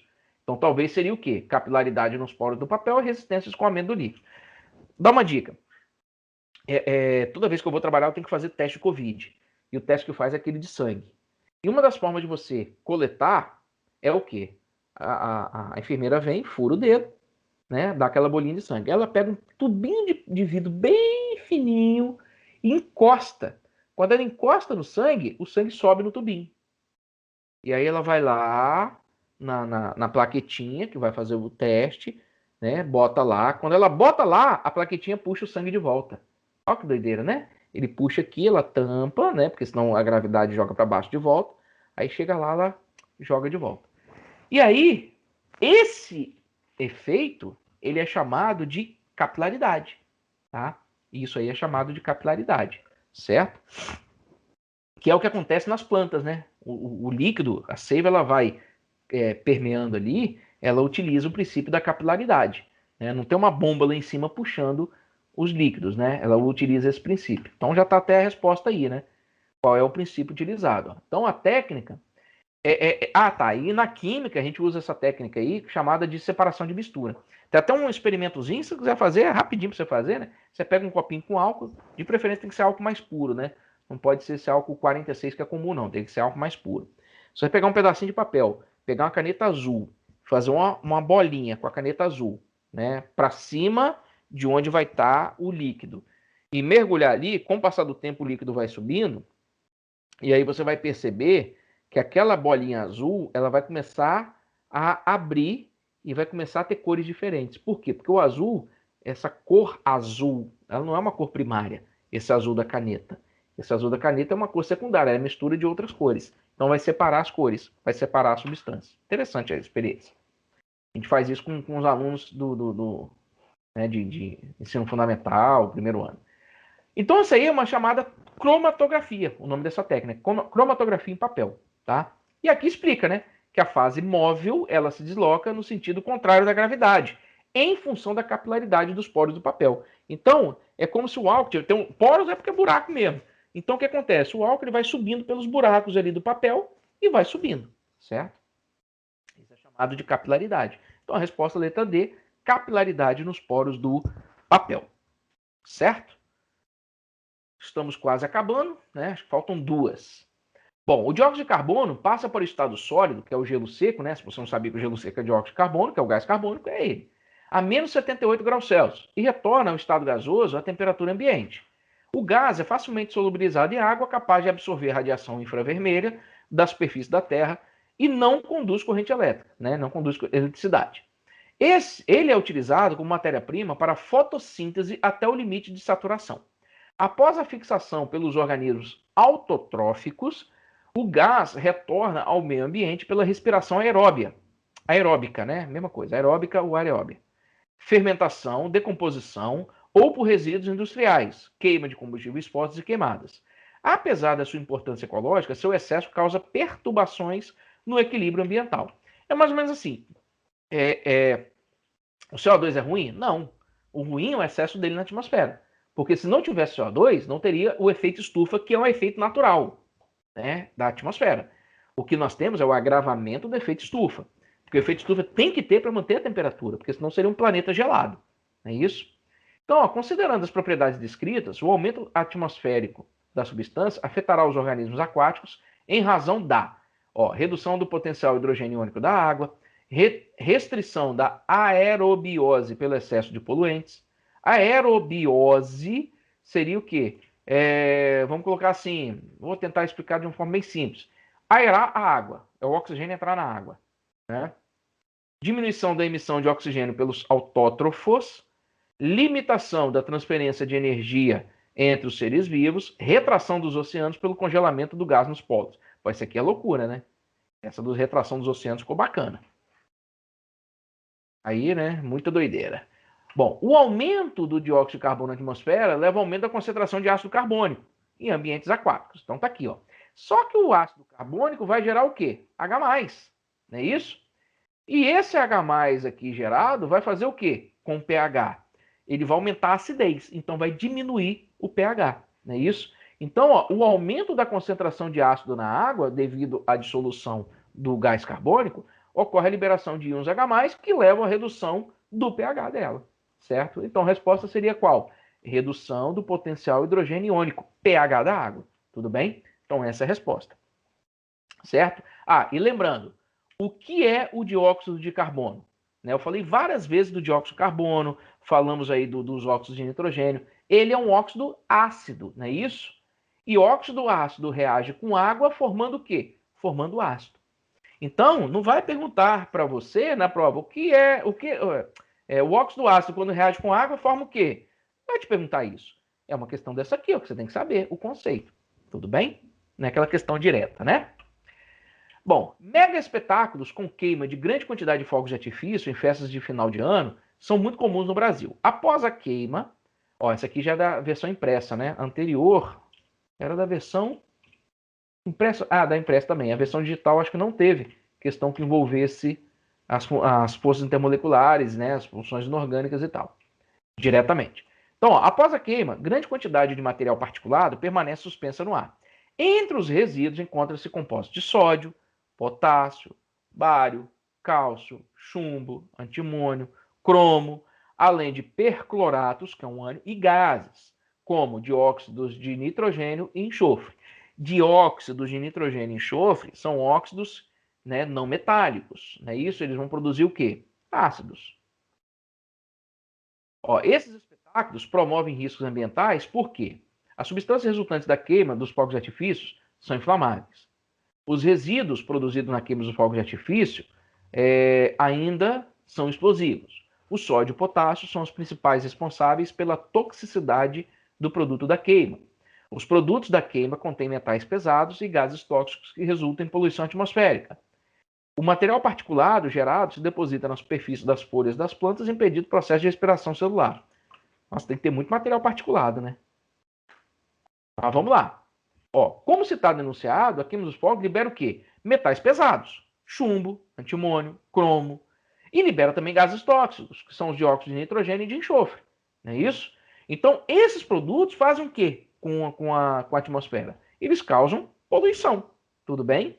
E eles podem gerar também chuva ácida, não é isso? Então, resposta letra D. Os produtos da queima contêm metais pesados e gases tóxicos que resultam em poluição atmosférica, tá? Então, aquelas opções aqui, Aqui, ó, as substâncias químicas são inflamáveis, não vai pegar fogo, né? Você não vai pegar fogo depois que explode os fogos de artifício, não é isso? Ó, são explosivos, não vão explodir. O sódio e potássio são os principais responsáveis pela toxicidade? Não. Sódio e potássio vão se combinar com alguma coisa e vai formar o quê? Sódio é sal de cozinha, não é isso? Aí, ó, produto químico contém metais pesados gases tóxicos, né, que resulta da poluição. Ó, o material particulado, igual eu falei, né, se deposita na superfície das folhas, isso vai atrapalhar a fotossíntese. Muito estranho, né? Beleza? Eu acho que isso aqui a gente fechou. Não é isso? Deixa eu É parar isso. aqui.